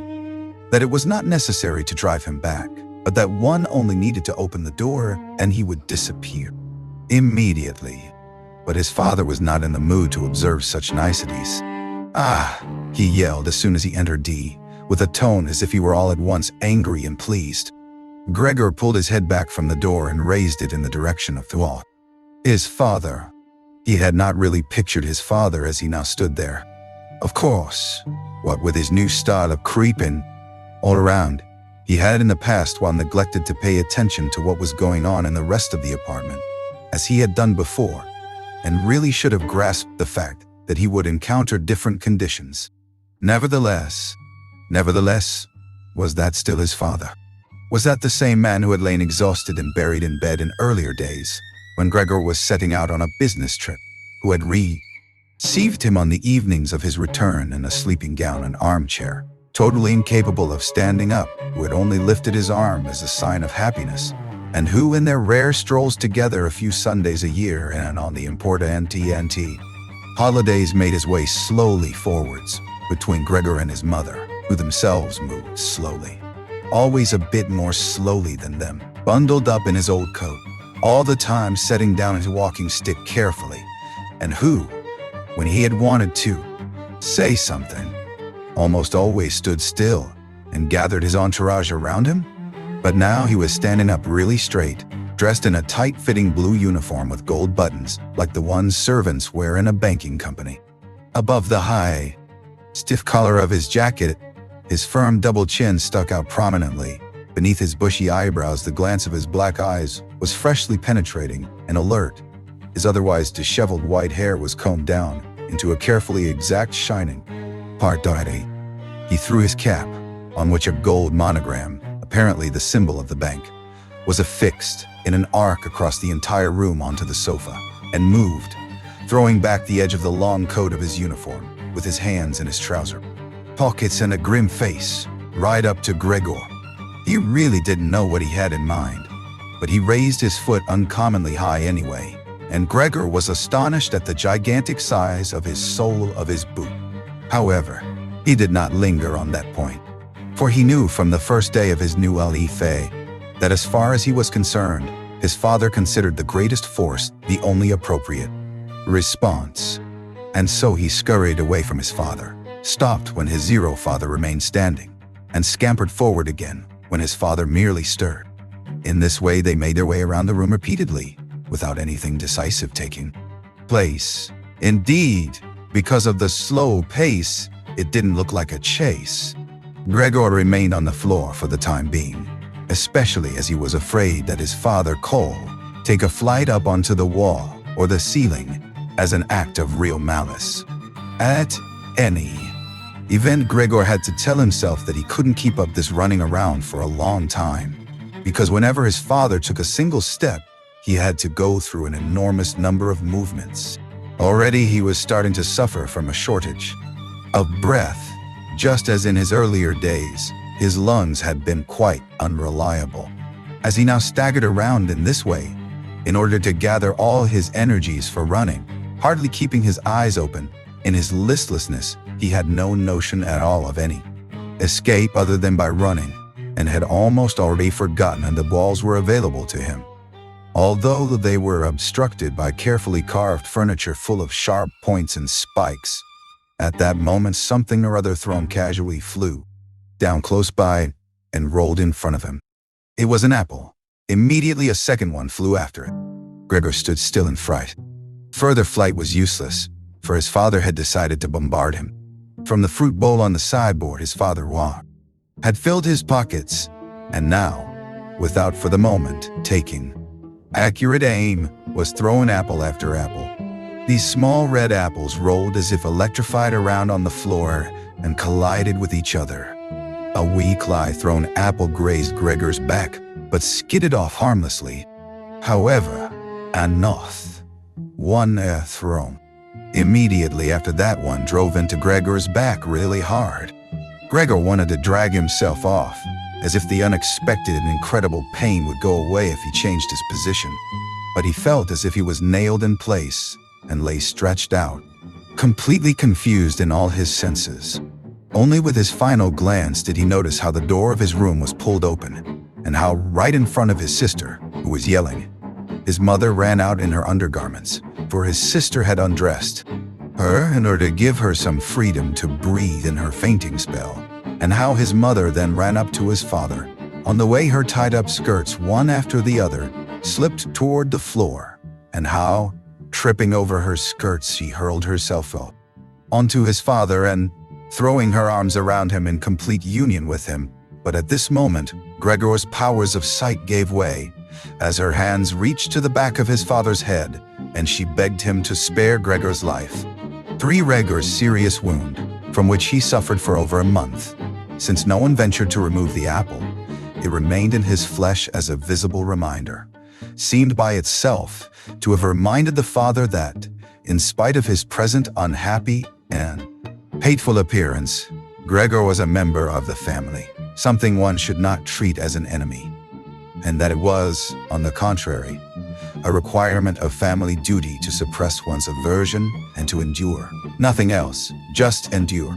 And if through his wound Gregor had now apparently lost for good his ability to move, and for the time being needed many minutes to crawl across this room like an aged invalid, so far as creeping up high was concerned, that was unimaginable. Nevertheless, for this worsening of his condition, in his opinion, he did get completely satisfactory compensation, because every day towards evening the door to the living room, which he was in the habit of keeping a sharp eye on even 1 or 2 hours beforehand, was opened, so that he, lying down in the darkness of his room, invisible from the living room, could see the entire family at the illuminated table and listen to their conversation, to a certain extent with their common permission. Situation quite different from what happened before. Of course, it was no longer the animated social interaction of former times, about which Gregor in small hotel rooms had always thought about with a certain longing. When, tired out, he had to throw himself in the damp bedclothes. For the most part, what went on now was very quiet. After the evening meal, the father fell asleep quickly in his armchair, The mother and sister talked guardedly to each other in the stillness. Bent far over, the mother sewed fine undergarments for a fashion shop. The sister, who had taken on a job as a salesgirl, in the evening studied stenography and French, so as perhaps later to obtain a better position. Sometimes the father woke up and, as if he was quite ignorant that he had been asleep, said to the mother, "How long you have been sewing today?" and went right back to sleep, while the mother and the sister smiled tiredly to each other. With a sort of stubbornness, the father refused to take off his servant's uniform, even at home, and while his sleeping gown hung unused on the coat hook, the father dozed completely dressed in his place, as if he was always ready for his responsibility, and even here was waiting for the voice of his superior. As a result, in spite of all the care of the care, mother and sister, his uniform, which even at the start was not new, grew dirty, and Gregor looked often for the entire evening at this clothing, with stains all over it and with its gold buttons always polished, in which the old man, although very uncomfortable, slept peacefully nonetheless. As soon as the clock struck 10, the mother tried encouraging the father gently to wake up and then persuading him to go to bed, on the ground that he couldn't get a proper sleep here, and the father, who had to report for service at 6 o'clock, really needed a good sleep. But in his stubbornness, which had gripped him since he had become a servant, he insisted always on staying even longer by the table. Although he regularly fell asleep, and then could only be prevailed upon with the greatest difficulty to trade his chair for the bed. No matter how much the mother and sister might, at that point, work on him with small admonitions. For a quarter of an hour, he would remain shaking his head slowly, his eyes closed, without standing up. The mother would pull him by the sleeve and speak flattering words into his ear. The sister would leave her work to help her mother, but that would not have the desired effect on the father. He would settle himself even more deeply in his arm chair. Only when the two women grabbed him under the armpits would he throw his eyes open, look back and forth at the mother and sister, and habitually say, "This is a life. This is a life. This is the peace and quiet of my old age." And propped up by both women, he would heave himself up, elaborately, as if for him it was the greatest travail, allow himself to be led to the door by the women, wave them away there, and proceed on his own from there, while the mother quickly threw down her sewing implements and the sister her pen in order to run after the father and help him some more. In this overworked and exhausted family, who had time to worry any longer about Gregor more than was absolutely necessary, the household was constantly getting smaller. The servant girl was now let go, a huge, bony cleaning woman with white hair, flapping all over her head, came in the morning and the evening to do the heaviest work. The mother took care of everything else in addition to her considerable sewing work. It even happened that various pieces of family jewelry, which previously the mother and sister had been overjoyed to wear on social and festive occasions, were sold, as Gregor found out in the evening from the general discussion of the prices they had fetched. But the greatest complaint was always that they could not leave this apartment, which was too big for their present means, since it was impossible to imagine how Gregor might be moved. But Gregor fully recognized that it was not just consideration for him which was preventing a move, for he could have been transported easily in a suitable box with a few air holes. The main thing holding the family back from a change in living quarters was far more their complete hopelessness, and the idea that they had been struck by a misfortune like no one else in their entire circle of relatives and acquaintances. What the world demands of poor people they now carried out to an extreme degree. The father bought breakfast to the petty officials at the bank. The mother sacrificed herself for the undergarments of strangers. The sister behind her desk was at the beck and call of customers. But the family's energies did not extend any further, and the wound in his back began to pain Gregor all over again. When now, mother and sister, after they had escorted the father to bed, came back, let their work lie, moved close together, and sat cheek to cheek. And when his mother would now say, pointing to Gregor's room, "Close, see the door, greet," And when Gregor was again in the darkness, while close by the women mingled their tears or quite dry-eyed stared at the table, Gregor spent his nights and days with hardly any sleep. Sometimes he thought that the next time the door opened, he would take over the family arrangements just as he had earlier. In his imagination appeared again, after a long time, his employer and supervisor and the apprentices, the excessively gormless custodian, 2 or 3 friends from other businesses, a chambermaid from a hotel in the provinces, a loving fleeting memory, a female cashier from a hat shop, whom he had seriously but too slowly courted. They all appeared mixed in with strangers or people he had already forgotten, but instead of helping him and his family, they were all unapproachable, and he was happy to see them disappear. But then he was in no mood to worry about his family. Was filled with sheer anger over the wretched care he was getting, even though he couldn't imagine anything for which he might have an appetite. Still, he made plans about how he could take from the larder what he at all account deserved, even if he wasn't hungry, without thinking any more about how one might be able to give Gregor special pleasure. The sister now kayak some food or other very quickly into his room in the morning, and then at noon, before she ran off to her shop, and in the evening, quite indifferent about whether the food had perhaps only been tasted, or what happened, most frequently, remained entirely undisturbed. She whisked it out with one sweep of her broom. The task of cleaning his room, which she now always carried out in the evening, could not be done any more quickly. Streaks of dirt ran along the walls. Here and there lay tangles of dust and garbage. At first, when his sister arrived, Gregor positioned himself in a particularly filthy corner in order with this posture to make something of a protest. But he could have well stayed there for weeks, without his sister's changing her ways. Indeed, she perceived the dirt as much as he did, but she had decided just to let it stay. In this business, with a touchiness which was quite new to her, and which had generally taken over the entire family, she kept watch to see that the cleaning of Gregor's room remained reserved for her. Once his mother had undertaken a major cleaning of Gregor's room, which she had only completed successfully after using a few buckets of water. But the extensive dampness made Gregor sick, and he lay supine, embittered and immobile on the couch. However, the mother's punishment was not delayed for long, for in the evening, the sister had hardly observed the change in Gregor's room before she ran into the living room, mightily offended, and, in spite of her mother's hand, lifted high in air, entreaty, broke out in a fit of crying. Her parents, the father had, of course, woken up with a start in his armchair. At first, looked at her astonished and helpless, until they started to get agitated. Turning to his right, the father heaped reproaches on the mother that she was not to take over the cleaning of Gregor's room from the sister, and turning to his left, he shouted at the sister that she would no longer be allowed to clean Gregor's room ever again, while the mother tried to pull the father, beside himself in his excitement, into the bedroom.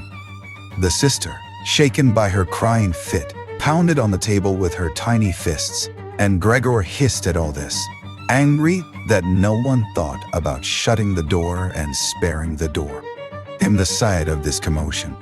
But even when the sister, exhausted from her daily work, had grown tired of caring for Gregor as she had before, even then, the mother did not have to come at all on her behalf, and Gregor did not have to be neglected. For now the cleaning woman was there. This old widow, who in her long life must have managed to survive the worst with the help of her bony frame, had no real horror of Gregor. Without being in the least curious, she had once by chance opened Gregor's door. At the sight of Gregor, who, totally surprised, began to scamper here and there, although no one was chasing him. She remained standing with her hands folded across her stomach staring at him. Since then she did not fail to open the door furtively, a little every morning and evening to look in on Gregor. At first, she also called him to her with words which she presumably thought were friendly, like, "Come here for a bit, old dung beetle," or "Hey, look at the old dung beetle," addressed in such a manner. Gregor answered nothing, but remained motionless in his place, as if the door had not been opened at all. If only, instead of allowing this cleaning woman to disturb him uselessly whenever she felt like it, they had instead given her orders to clean up his room every day. One day in the early morning, a hard downpour, perhaps already a sign of the coming spring, struck the window panes. When the cleaning woman started up once again with her usual conversation, Gregor was so bitter that he turned towards her, as if for an attack, although slowly and weakly. But instead of being afraid of him, the cleaning woman merely lifted up a chair standing close by the door, and as she stood there with her mouth wide open, her intention was clear. She would close her mouth only when the chair in her hand had been thrown down on Gregor's back. "This goes no further, all right?" she asked, as Gregor turned himself around again, and she placed the chair calmly back in the corner. Gregor ate hardly anything anymore. Only when he chanced to move past the food which had been prepared did he, as a game, take a bit into his mouth, hold it there for hours, and generally spit it out again. At first he thought it might be his sadness over the condition of his room which kept him from eating, but he very soon became reconciled to the alterations in his room. People had grown accustomed to put into storage in his room things which they couldn't put anywhere else. And at this point, there were many such things, now that they had rented one room of the apartment to 3 lodgers. These solemn gentlemen, all 3 had full beards, as Gregor once found out through a crack in the door, were meticulously intent on tidiness, not only in their own room, but, since they had now rented a room here, in the entire household, and particularly in the kitchen, they simply did not tolerate any useless or shoddy stuff. Moreover, for the most part they had brought with them their own pieces of furniture. Thus, many items had become superfluous, and these were not really things could sell, or things people wanted to throw out. All these items ended up in Gregor's room, even the box of ashes and the garbage pail from the kitchen. The cleaning woman, always in a hurry, simply flung anything that was momentarily useless into Gregor's room. Fortunately, Gregor generally saw only the relevant object and the hand which held it. The cleaning woman perhaps was intending, when time and opportunity allowed, to take the stuff out again or to throw everything out all at once. But in fact, things remained lying there, wherever they had ended up at the first throw, unless Gregor squirmed his way through the accumulation of junk and moved it. At first he was forced to do this because otherwise there was no room for him to creep around. But later he did it with a growing pleasure, although after such movements, tired to death and feeling wretched, he didn't budge for hours. Because the lodgers sometimes also took their evening meal at home in the common living room. The door to the living room stayed shut on many evenings, but Gregor had no trouble at all going without the open door. Already on many evenings when it was open, he had not availed himself of it, but, without the family noticing, was stretched out in the darkest corner of highest room. However, once the cleaning woman had left the door to the living room slightly ajar, and it remained open even when the lodgers came in the evening and the lights were put on. They sat down at the head of the table, where in earlier days the mother, the father, and Gregor had eaten, unfolded their serviettes, and picked up their knives and forks. The mother immediately appeared in the door with a dish of meat, and right behind her, the sister with a dish piled high with potatoes. The food gave off one lot of steam. The gentlemen lodgers bent over the plate set before them, as if they wanted to check it before eating. And, in fact, the one who sat in the middle, for the other 2 he seemed to serve as the authority, cut off a piece of meat still on the plate, obviously to establish whether it was sufficiently tender and whether or not something should be shipped back to the kitchen. He was satisfied, and mother and sister, who had looked on in suspense, began to breathe easily and to smile. The family itself ate in the kitchen. In spite of that, before the father went into the kitchen, he came into the room and, with a single bow, cap in hand, made a tour of the table. The lodgers rose up collectively and murmured something in their beards. Then, when they were alone, they ate almost in complete silence. It seemed odd to Gregor that, out of all the many different sorts of sounds of eating, what was always audible was their chewing teeth, as if by that Gregor should be shown that people needed their teeth to eat, and that nothing could be done even with the most handsome, toothless jawbone. I really do have an appetite, Gregor said to himself sorrowfully, but not for these things. How these lodgers stuff themselves, and I am dying. On this very evening, Gregor didn't remember hearing the violin all through this period. It sounded from the frothal kitchen toy. The lodgers had already ended their night meal. The middle one had pulled out a newspaper and had given each of the other two a page, and they were now leaning back, reading and smoking. When the violin started playing, they became attentive, got up, and went on tiptoe to the hall door, at which they remained standing pressed up against one another. They must have been audible from the kitchen, because the father called out, "Perhaps the gentlemen don't like the playing. It can be stopped at once.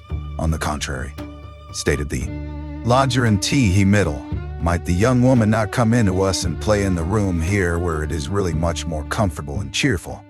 "Oh, thank you," cried out the father, as if he were the one playing the violin. The men stepped back into the room and waited. Soon the father came with the music stand, the mother with the sheet music, and the sister with the violin. The sister calmly prepared everything for the recital. The parents, who had never previously rented a room, therefore exaggerated their politeness to the lodgers, dared not sit on their own chairs. The father leaned against the door, his right hand stuck between two buttons of his buttoned-up uniform. The mother, however, accepted a chair offered by one lodger, Dada. Since she left the chair sit where the gentleman had chanced to put it, she sat to one side in a corner. The sister began to play. The father and mother followed attentively, one on each side, the movements of her hands. Attracted by the playing, Gregor had ventured to advance a little further forward, and his head was already in the living room. He scarcely wondered about the fact that recently he had had so little consideration for the others. Earlier, this consideration had been something he was proud of, and for that very reason, they had at this moment more reason to hide away. Because as a result of the dust which lay all over his room and flew around with the slightest movement, he was totally covered in dirt. On his back and his sides, he carted around with him dust, threads, air, and remnants of food. His indifference to everything was much too great for him to lie on his back and scour himself on the carpet, as he often had done earlier during the day. In spite of his condition, he had no timidity about inching forward a bit on the spotless floor of the living room. In any case, no one paid him any attention. The family was all caught up in the violin playing. The lodgers, by contrast, who for the moment had placed themselves, their hands in their trouser pockets, behind the music stand much too close to the sister, so that they could all see the sheet music, something that must certainly bother. The sister soon drew back to the window, conversing in low voices with bowed heads, where they then remained, worriedly observed by the father. It now seemed really clear that, having assumed they were to hear a beautiful or entertaining violin recital, they were disappointed and were allowing their peace and quiet to be disturbed only out of politeness. The way in which they all blew the smoke from their cigars out of their noses and mouths in particular led one to conclude that they were very irritated. And yet his sister was playing so beautifully. Her face was turned to the side. Her gaze followed the score intently and sadly.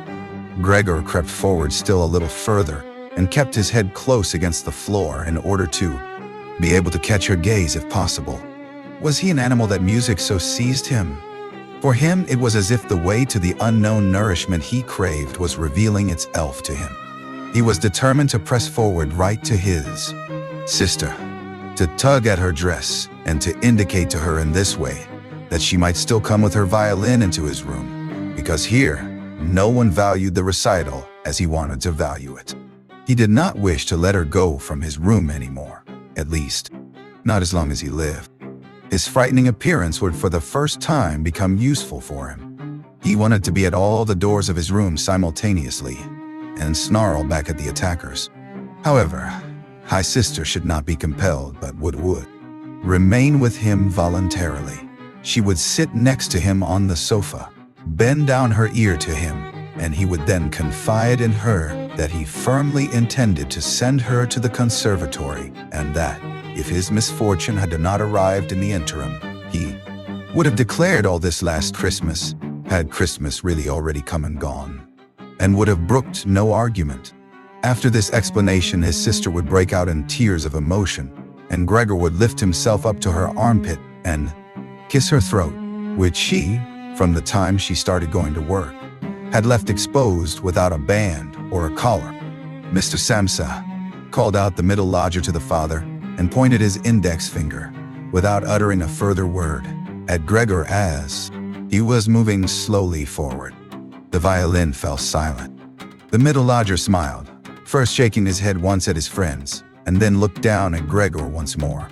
Rather than driving Gregor back again, the father seemed to consider it of prime importance to calm down the lodgers, although they were not at all upset, and Gregor seemed to entertain them more than the violin recital. The father hurried over to them, and with outstretched arms tried to push them into their own room and simultaneously to block their view of Gregor with his own body. At this point, they became really somewhat irritated, although one no longer knew whether that was because of the father's behavior or because of the knowledge they had just acquired that they had without knowing it, a neighbor like Gregor. They demanded explanations from his father, raised their arms to make their points, tugged agitatedly at their beards, and moved back towards their room quite slowly. In the meantime, the isolation which had suddenly fallen upon his sister after the sudden breaking off of the recital had overwhelmed her.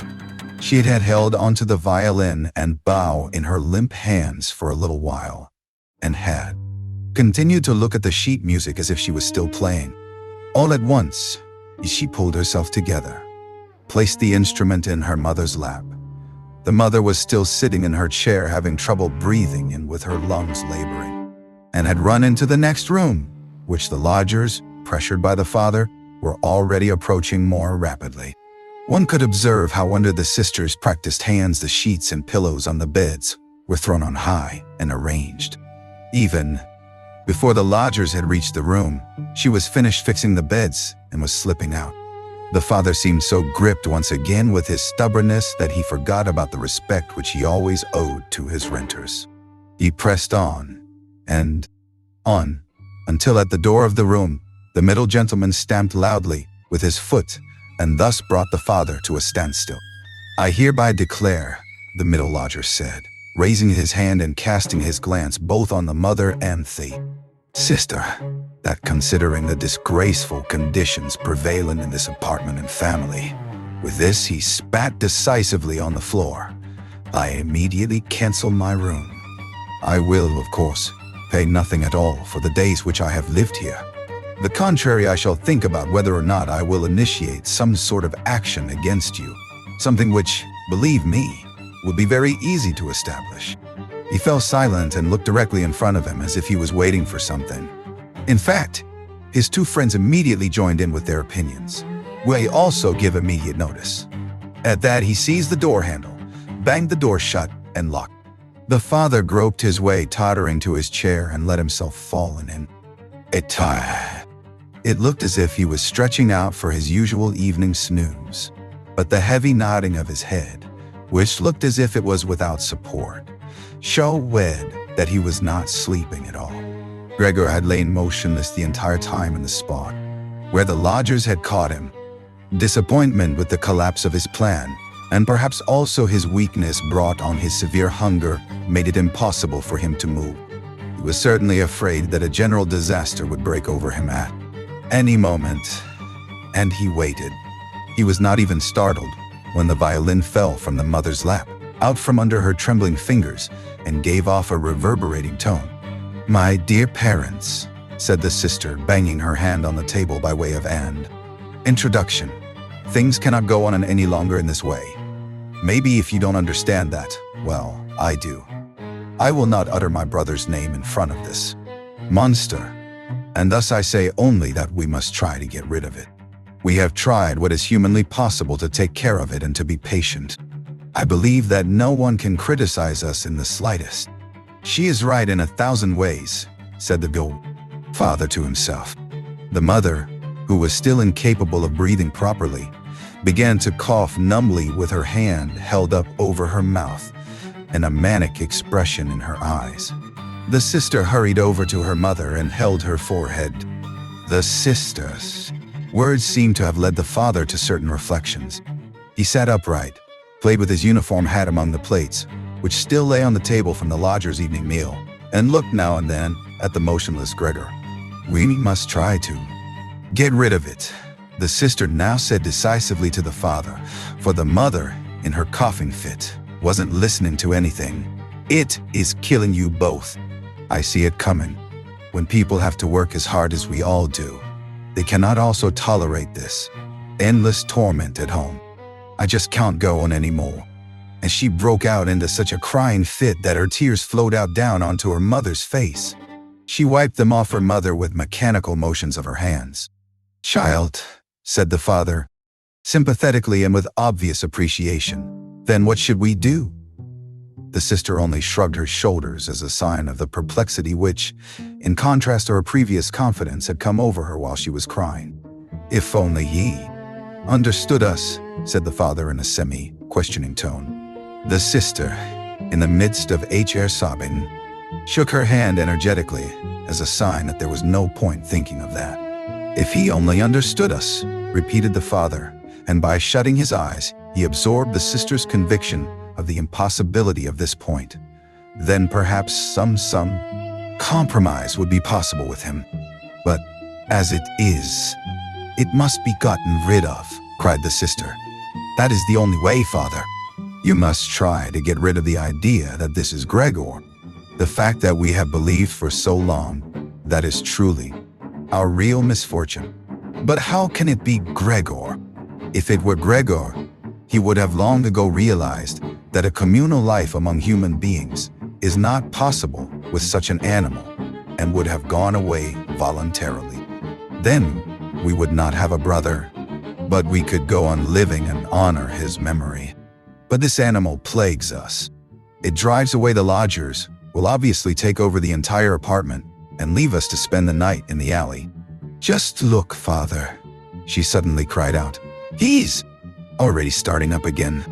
With a fright which was totally incomprehensible to Gregor, the sister even left the mother, pushed herself away from her chair, as if she would sooner sacrifice her mother than remain in Gregor's vicinity, and rushed behind her father who, excited merely by her behavior, also stood up and half raised his arms in front of the sister as though to protect her. But Gregor did not have any notion of wishing to create problems for anyone, and certainly not for Hissy. Sister Dart. He had just started to turn himself around in order to creep back into his room, quite a startling sight, since, as a result of his suffering condition, he had to guide himself through the difficulty of turning around with his head. In this process, lifting and banging it against the floor several times. He paused and looked around. His good intentions seemed to have been recognized. The fright had only lasted for a moment. Now they looked at him in silence and sorrow. His mother lay in her chair, with her legs stretched out and pressed together. Her eyes were almost shut from weariness. The father and sister sat next to one another. The sister had set her hands around the father's neck.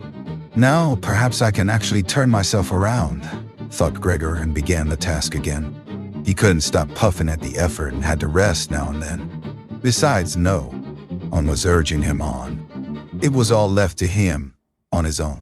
When he had completed turning around, he immediately began to wander straight back.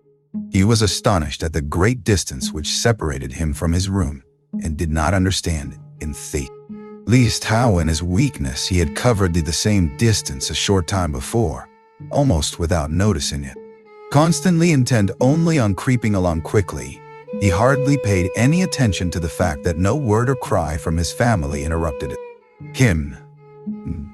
Only when he was already in the door did he turn his head, not completely, because he felt his neck growing stiff. At any rate, he still saw that behind him nothing had changed. Only the sister was standing up. His last glimpse brushed over the mother, who was now completely asleep. Hardly was he inside his room when the door was pushed shut very quickly, bolted fast, and barred. Gregor was zero, fled by the sudden commotion behind him, so much so that his little limbs bent double under him. It was his sister who had been in such a hurry. She had stood up right away, had waited, and had then sprung forward nimbly. Gregor had not heard anything of her approach. She cried out finally to her parents as she turned the key in the lock. What now? Gregor asked himself and looked around him in the darkness. He soon made the discovery that he could no longer move at all. He was not surprised at that. On the contrary, it struck him as unnatural that he had really been able up to this point to move around with these thin little legs. Besides, he felt relatively content. True, he had pains throughout his entire body, but it seemed to him that they were gradually becoming weaker and weaker, and would finally go away completely. The rotten apple in his back and the inflamed surrounding area, entirely covered with white dust, he hardly noticed. He remembered his family with deep feeling and love. In this business, his own thought that he had to disappear was, if possible, even more decisive than his sister's. He remained in this state of empty and peaceful reflection until the tower clock struck 3 o'clock in the morning. From the window he witnessed the beginning of the general dawning outside. Then, without willing it, his head sank all the way down, and from his nostrils flowed out weakly out his last breath. Early in the morning, the cleaning woman came in. In her sheer energy and haste, she banged all the doors in precisely the way people had already asked her to avoid. So much so that once she arrived, a quiet sleep was no longer one possible anywhere in the empty apartment. In her customarily brief visit to Gregor, she at first found nothing special. She thought he lay so immobile there, intending to play the offended party. She gave him credit for as complete and understanding as possible. Because she happened to hold the long broom in her hand, she tried to tickle Gregor with it from the door. When that was quite unsuccessful, she became irritated and poked Gregor a little, and only when she had shoved him from his place without any resistance did she become attentive. When she quickly realized the true state of affairs, her eyes grew large. She whistled to herself, but didn't restrain herself for long. She pulled open the door of the bedroom and yelled in a loud voice into the darkness, "Come and look, it's kicked the bucket. It's lying there, totally snuffed." The Samsa married couple sat upright in their marriage bed and had to get over their fright at the cleaning woman before they managed to grasp her message. But then Mr. and Mrs. Samsa climbed very quickly out of bed, one on either side. Mr. Samsa threw the bedspread over his shoulders. Mrs. Samsa came out only in her night shirt, and like this, they stepped into Gregor's room. Meanwhile, the door of the living room, in which Greet had slept since the lodgers had arrived on the scene, had also opened. She was fully clothed, as if she had not slept at all. Her white face also seemed to indicate that. "Dead?" said Mrs. Samsa, and looked questioningly at the cleaning woman, although she could check everything on her own and even understand without a check. "I should say so," said the cleaning woman, "and I have proof," poked Gregor's body with the broom a considerable distance more to the side. Mrs. Samsa made a movement as if she wished to restrain the broom, but didn't do it. "Well," said Mr. Samsa, "now we can give thanks to God." He crossed himself, and the three women followed his example. Greet, who did not take her eyes off the corpse, said, "Look how thin he was. He had eaten nothing for such a long time. The meals which came in here came out again exactly the same.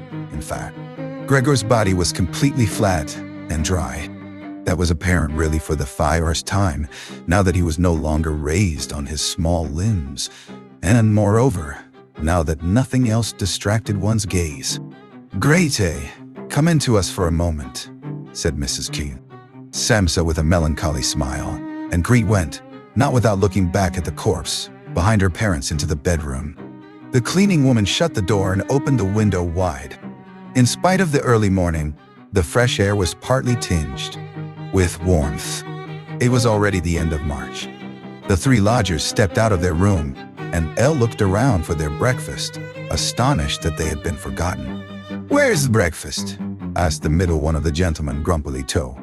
The cleaning woman, however, she laid her finger to her lips, and then quickly and silently indicated to the lodgers that they could come into Gregor's room. So they came and stood around Gregor's corpse, their hands in the pockets of their somewhat worn jackets in the room, which was already quite bright. Then the door of the bedroom opened, and Mr. Samsa appeared in his uniform, with his wife on one arm and his daughter on the other. All were a little tear-stained. Now and then, Greet pressed her face onto her father's arm. "Get out of my apartment." "Immediately," said Mr. Samsa, and pulled open the door, without letting go of the women. "What do you mean?" said the middle lodger, somewhat dismayed and with a sugary smile. The two others kept their hands behind them and constantly rubbed them against each other, as if in joyful anticipation of a great squabble hitch must end up in their favor. "I mean exactly what I say," replied Mr. Samsa, and went directly with his two female companions up to the lodger. The latter at first stood there motionless and looked at the floor, as if matters were arranging themselves in a new way in his head. "All right, then, we'll go," he said, and looked up at Mr. Samsa as if, suddenly overcome by humility, he was asking fresh permission for this decision. Mr. Samsa merely nodded to him repeatedly with his eyes open wide. Following that, the lodger actually went immediately with long strides into the hall. His two friends had already been listening for a while with their hands quite still, and now they hopped smartly after him, as if afraid that Mr. Samsa could step into the hall ahead of them and disturb their reunion with their leader. In the hall, all three of them took their hats from the coat rack, pulled their canes from the cane holder, bowed silently, and left the apartment. In what turned out to be an entirely groundless mistrust, Mr. Samsa stepped with the two women out onto the landing, leaned against the railing, and looked down as the three lodgers slowly but steadily made their way down the long staircase, disappeared on each floor. In a certain turn of the stairwell and in each floor, a few seconds came out again. The deeper they proceeded, the more the Samsa family lost interest in them, and when a butcher with a tray on his head come to meet them, and then with a proud bearing, ascended the stairs high above them, Mr. Samsa above them. Nine, together with the women, left the banister, and they all returned, as if relieved, back into their apartment. They decided to pass that day resting and going for a stroll. Not only had they earned this break from work, but there was no question that they really needed it. And so they sat down at the table and wrote 3 letters of apology. Mr. Samsa to his supervisor, Mrs. Samsa to her client, and Greet to her proprietor. During the writing, the cleaning woman came in to say that she was going off, for her morning work was finished. The 3 people writing at first merely nodded, without glancing up. Only when the cleaning woman was still unwilling to depart, did they look up angrily. "Well?" asked Mr. Samsa. Saniye, the cleaning woman, stood smiling in the doorway, as if she had a great stroke of luck to report to the family, but would only do it if she was asked directly. The almost upright small ostrich feather in her hat, which had irritated Mr. Samsa during her entire service, swayed lightly in all directions. "All right then, what do you really want?" asked Mrs. Samsa, whom the cleaning lady still usually respected. "Well," answered the cleaning woman, smiling so happily she couldn't go on speaking right away, "about how that rubbish from the next room should be thrown out. You mustn't worry about it. It's all taken care of." Mrs. Samsa and Greet bent down to their letters, as though they wanted to go on writing. Mr. Samsa, who noticed that the cleaning woman wanted to start describing everything in detail, decisively prevented her with an outstretched hand. But since then, she was not allowed to explain. She remembered the great hurry she was in, and called out, clearly insulted, "Ta-ta, Everyone turned around furiously and left the apartment with a fearful slamming of the door. "This evening, she'll be let go," said Mr. Samsa, but he got no answer from either his wife or from his daughter, because the cleaning woman seemed to have upset once again the tranquility they had just attained. They got up, went to the window, and remained there with their arms about each other.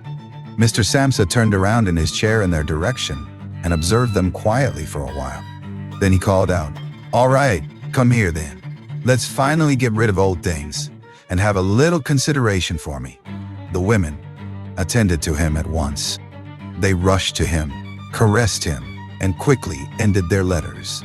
Then all three left the apartment together, something they had not done for months now, and took the electric tram into the open air outside the city. The car in which they were sitting by themselves was totally engulfed by the warm sun. They talked to each other, leaning back comfortably in their seats, about future prospects. And they discovered that on closer observation, these were not at all bad, for all three had employment, about which they had not really questioned each other at all, which was extremely favorable and with especially promising prospects. The greatest improvement in their situation at this moment, of course, had to come from a change of dwelling. Now they wanted to rent an apartment smaller and cheaper but better situated and generally more practical than the present one, which Gregor had found.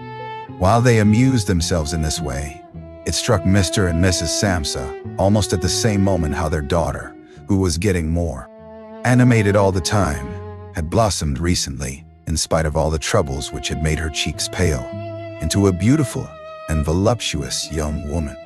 Growing more silent and almost unconsciously understanding each other in their glances, they thought that the time was now at hand to seek out a good, honest man for her.